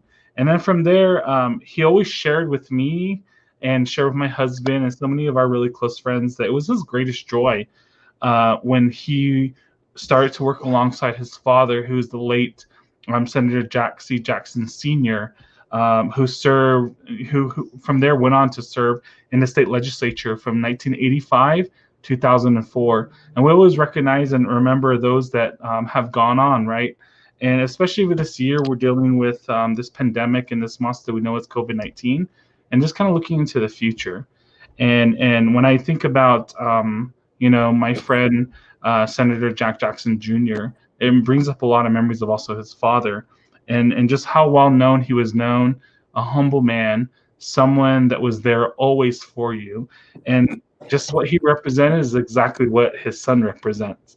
And that's the reason why of our Diné Pride Champion Award is someone that uplifts the community, someone that has only a proven record, but has been there fighting for us.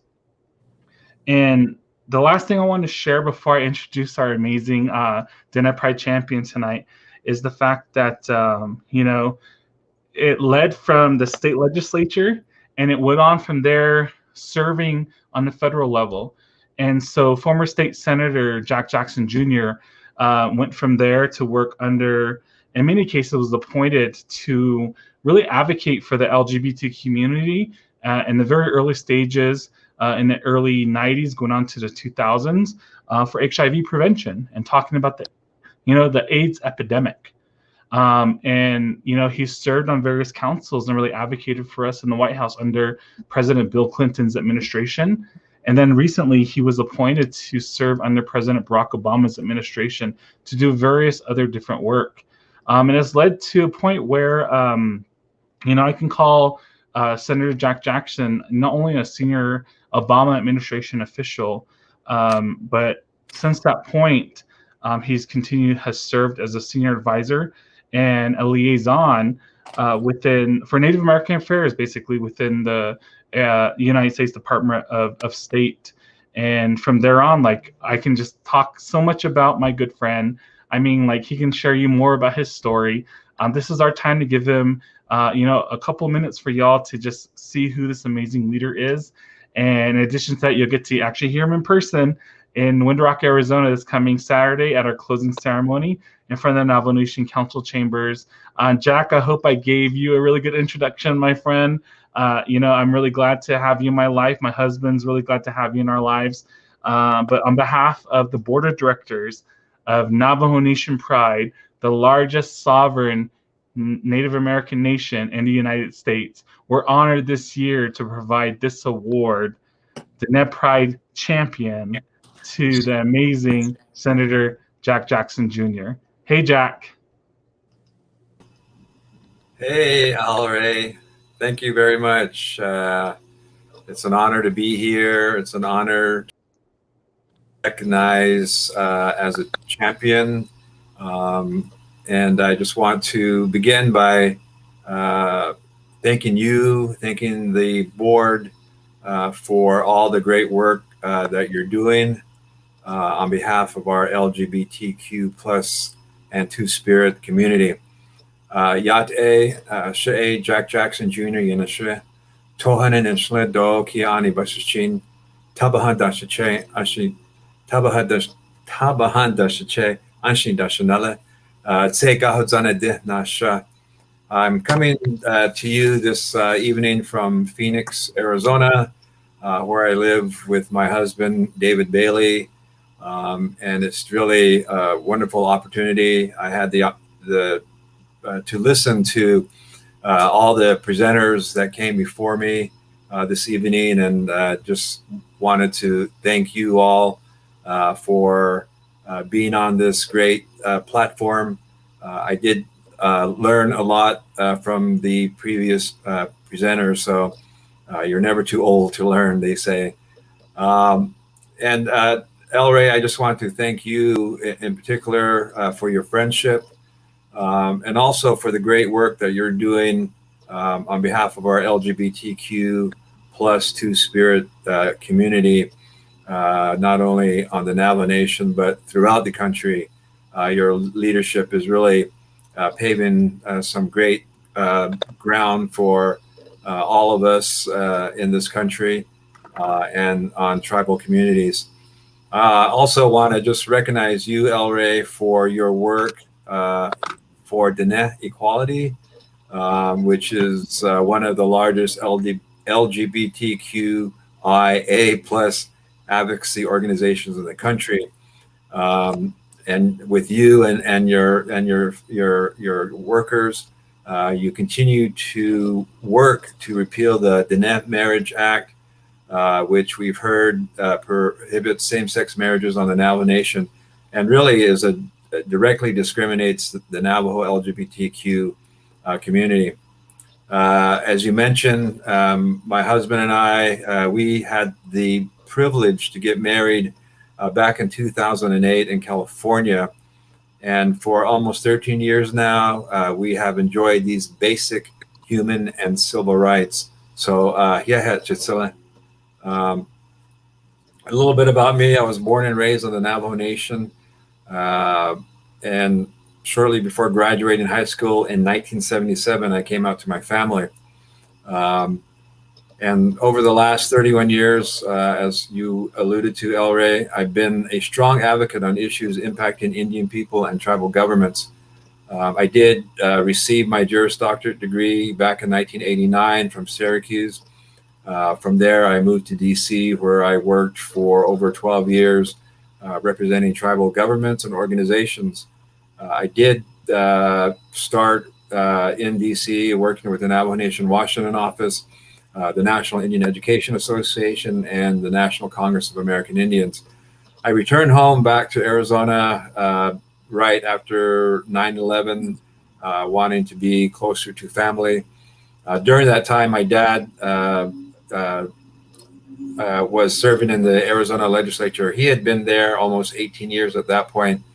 And I like to recall a story where while in DC working for NCAI, I got a call from an organization, a gay organization here in Phoenix, asking me to get a hold of my dad, who was in the Senate at the time, to enlighten him about some legislation that he was that had already voted for, which would have which had a direct impact on openly gay folks working for the state. My dad believed that at that point that this did not affect tribal lands because of the state law, and I was asked to enlighten him about, Indians working for the state who were LGBTQ, and how this law might impact them. So I think really that was my first moment of being an advocate on that type of level. And so when I returned to Arizona, I decided I wanted to run for the state legislature. And fortunately, I got elected back in 2003, and became served alongside my dad, who was in the Senate, and we became the first father-son team to serve together, and still, really to this day, are the only father-son team. So I really take that as an honor. But also at that time, I, from my research, was the first openly gay Native American to serve in any state legislature throughout the country. So that was really quite the honor for me. After serving, I did serve both in the House and the Senate, where I represented diverse communities throughout those legislative districts, which include several Native American tribes. In 2013, while serving in the state Senate, I was the Obama administration gave me a call and said that they had just created a new position at the State Department as the senior advisor and liaison for Native American Affairs, and wanted to know if I was interested in that job. And I said, yes, I would love to know a little bit more about the State Department, their work, not only on the international level, but on the domestic level, particularly with Native tribes. So for 3.5 years, I did serve in that capacity, and it was really a great learning experience for me. After the Obama administration left town, I started working with a good friend of mine who was himself elected to the U.S. Congress, Congressman Tom O'Halloran. We actually served together in the Arizona House back in 2003, and I got to respect him and got to know him. And when he asked me to come on board with his team, I was really honored to do that. So that's what I'm currently doing. My job is to ensure that the congressman is engaging with the 12 tribes that reside in Congressional District 1.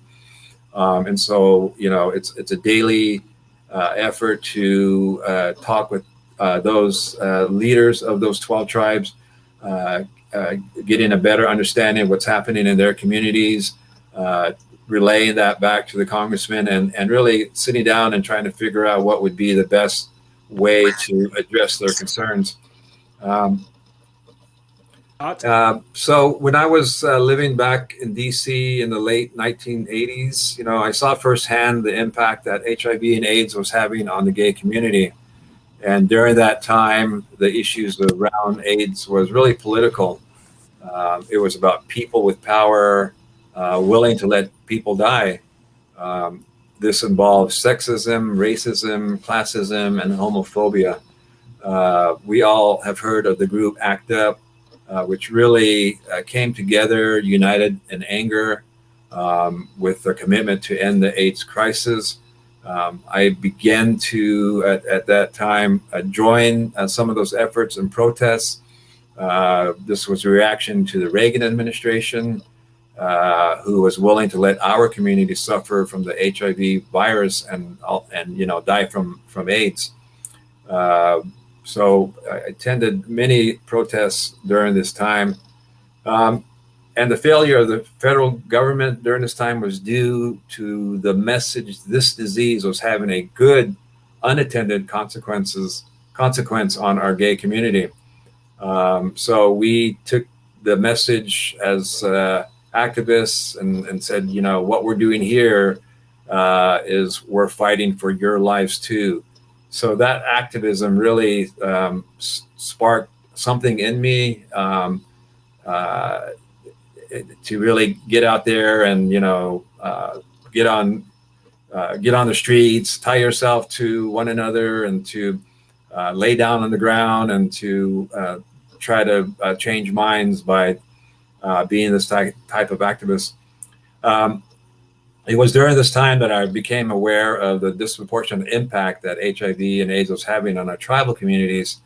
And of course, this is due to the additional challenges associated with risk for HIV infection in our tribal communities. So I began to focus my efforts in that regard. So from 1999 to 2000, I sat on the National Native American AIDS Prevention Center board, and did some great work with some committed individuals who are trying to bring attention to what's happening in tribal communities. Then I had the opportunity to serve in 2000 on President Clinton's Advisory Council on HIV and AIDS. And following that, I served on President Obama's Advisory Council on HIV and AIDS. I was the only Native American to sit at the table. There were 22 members. And of course, my efforts were to bring attention to what's happening within our tribal communities in regards to the impact of HIV and AIDS. So our mission as a council was to bring recommendations to the president on how to address this pandemic. So a lot of work went into that, and I'm very honored to have been able to sit there at the table to try to bring that attention.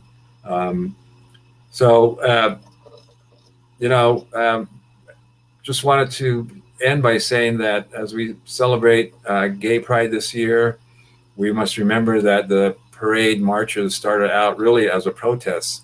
We had the Stonewall riots that happened, and following that, just the parades were trying to bring attention to what was happening to our LGBTQ community. And a lot of that, I think, has changed over the years.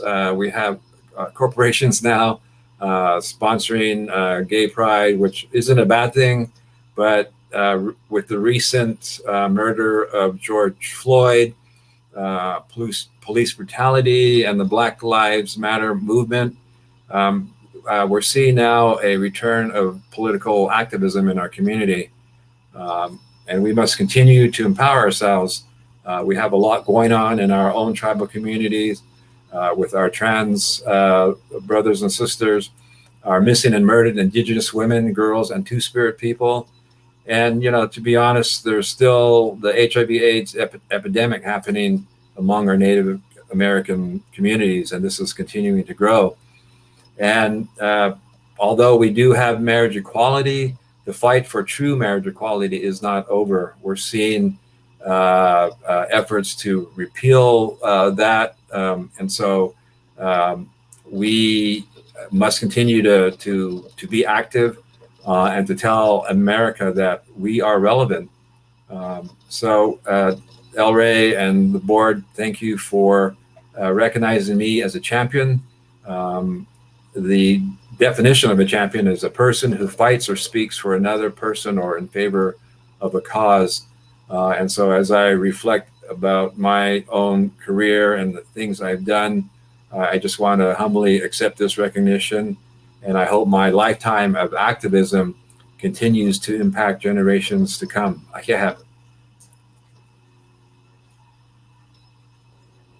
Hey, Jack, thank you so much for sharing, the lifetime of work you've been doing, and you're still very young. So there's so much more that work we have to get done together. Yes, brother. And I also want to just let the audience know as well, when I was going through and talking and introducing my brother here, I did make a little mishap. I want everyone to know that, it's not the late, Senator Jackson, the senior, is still here with us, and Senator Jack Jackson Jr.'s apologies, but also sharing, our condolences to your mom, who is the one that had passed on, and sending love to her and to your family as well.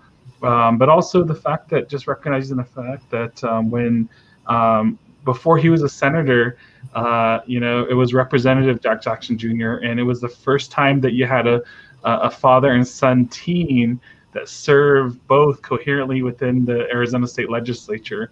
And in addition to that, when his father had retired, that's when Jack ran for his father's position and won. From my understanding, it was a landslide, if anything else. But that's really good to hear. And I just want to say to everyone watching right now, if you really want to meet this amazing man, very humble, come out and meet his husband David and also himself this coming weekend on Saturday during our Diné Pride closing ceremony. He's going to be part of our first ever Indigenous Pride Parade. Looking forward to it. Yes. And Jack, I'm not sure if you have any last words for that young person that's actually watching right now, in terms of any encouraging words and inspiring words you want to give before we go ahead and move on to the ending of our opening ceremony tonight. Right. Yeah, just as I alluded to earlier, there's still a lot of work to be done. When we look back at history, we see all of those champions before us that took on the role of activism, of protests, really just trying to get the message out there about what's happening in our communities. So right now is a time to re-engage, because there's still a lot happening impacting our communities, whether it's the impact of HIV and AIDS, or trying to repeal what we have under marriage equality, and just more on a local level. My work with the congressman has really brought to light some of the issues that our tribal communities, our Navajo communities are facing. And so it's always an effort to try to find those resources to address those concerns. So it's ongoing. Don't let your guard down. We depend on young people, as we get older. So that's something I try to instill with my grandkids and my nephews and nieces. And so at some point here, us old folks will have to put up our hat and then depend on others to continue the hard work. So that's what I want to say. Thank you so much to former State Senator Jack Jackson Jr. Jack, you're amazing, man, and I love you. My husband loves you. So many people in the community revere you. It's an honor to give you this award. You deserve more than this, but the recognition in many cases and the prayers that comes along from our elders and our young people that really believe in Navajo Nation pride are behind you. But thank you so much, Senator Jack Jackson Jr., for your advocacy and for your leadership. And we'll definitely see you Saturday night when you provide us your speech in person here in Winter Rock, Arizona, the capital of the Navajo Nation. So everyone, that's the end of our interview with former State Senator Jack Jackson Jr. And I just want to share with you all that here in the news desk in Winter Rock, Arizona, no, it's actually in Gallup. That's where I live. But I just want to share with you all, thank you for joining us tonight. And now we want to bring in an amazing two performances, actually. Some really good friends. The song is called One World, We Are One. And it's from Taboo. You can actually see their amazing video on YouTube and also follow them and download their music on Spotify or also on iTunes. But it's Taboo they're basically doing this in conjunction with Illumina Native and Mag 7. And so in addition to that, let's hear this. One World, We Are One. Y'all, bless you all.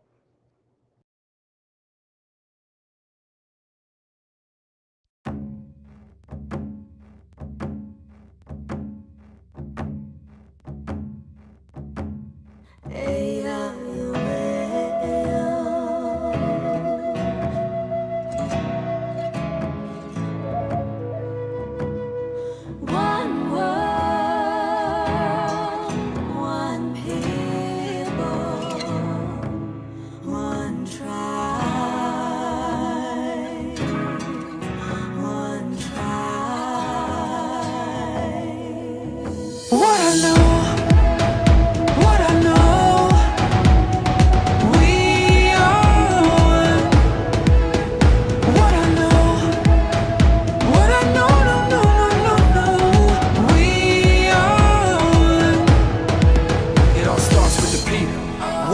We stand all together, one voice saying yes we can. Each one, reach one till we pull ourselves up, cause we all one fam. From the rest to the block, to the prairie, to the rock, we connect that love. Cause the people with power feel the power of the people when we stand as one. I got you stuck off the realness. We be indigenous, you heard of us. Max Heaven, the murderer, spreading the love with the water and earth. And the stand against hate, gotta know what the purpose is. We rise, the climate is changing. Signs of the times, it's time to start praying. Pray for the world and community. Prayers are more powerful when we're in unity. What I know.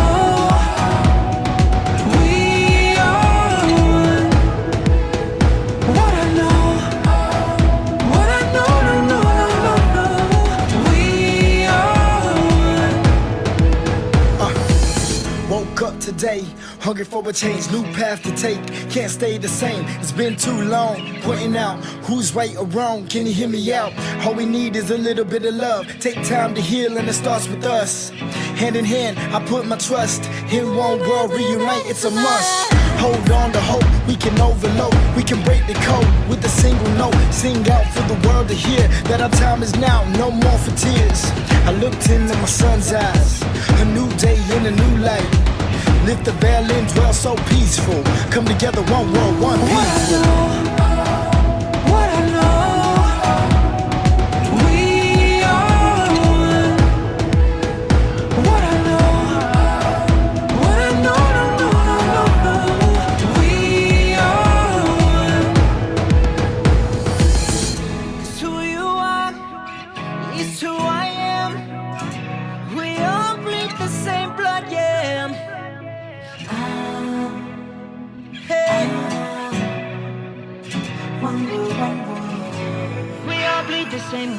We got beautiful differences, let me give you a peek. Over 500 tribes, but we all unique. And if we could not compete to eat, nothing could beat us. Jealousy is more dangerous than diabetes. See this unity? Imagine what it looked like. You would think we would do whatever it took, right? I would do anything for this good life. We could do anything if we unite. Young native, you are my savior. Say a prayer for our inspiration. From the block to your reservation. Any color, all my relations. From the basement, worldwide invasion. Every day we're painting our faces. Fighting back but learning our language. Dancing our dances, saying our prayers.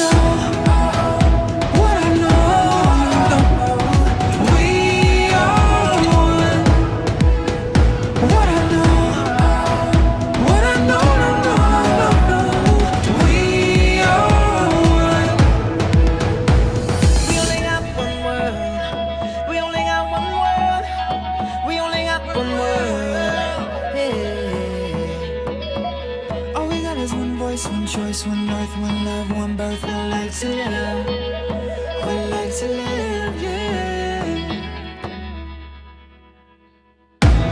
One people, we stand all together, one voice saying yes we can. Each one, reach one till we pull ourselves up, cause we all one fan. From the rest of the block to the Perry to the Rock, we connect that love. Cause the people with power feel the power of the people when we stand as one.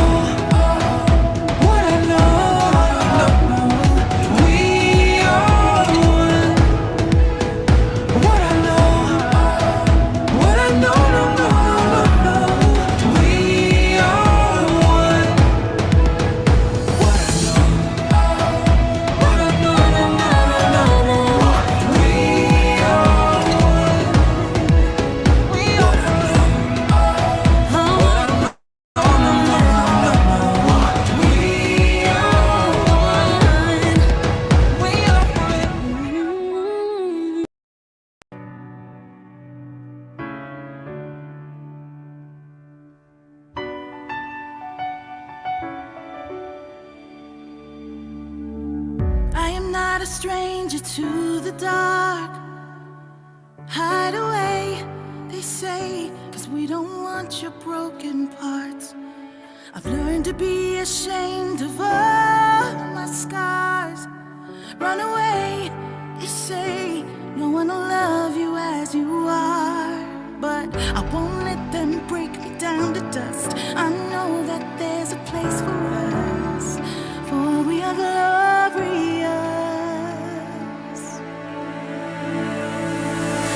Sharpest words wanna cut me down. I'm gonna send the blood, gonna drown them out. I am brave, I am bruised, I am who I'm meant meant to be. This is me. Look out, 'cause here I come. And I'm marching on to the beat I drum. I'm not scared to be seen. I make no apologies. This is me.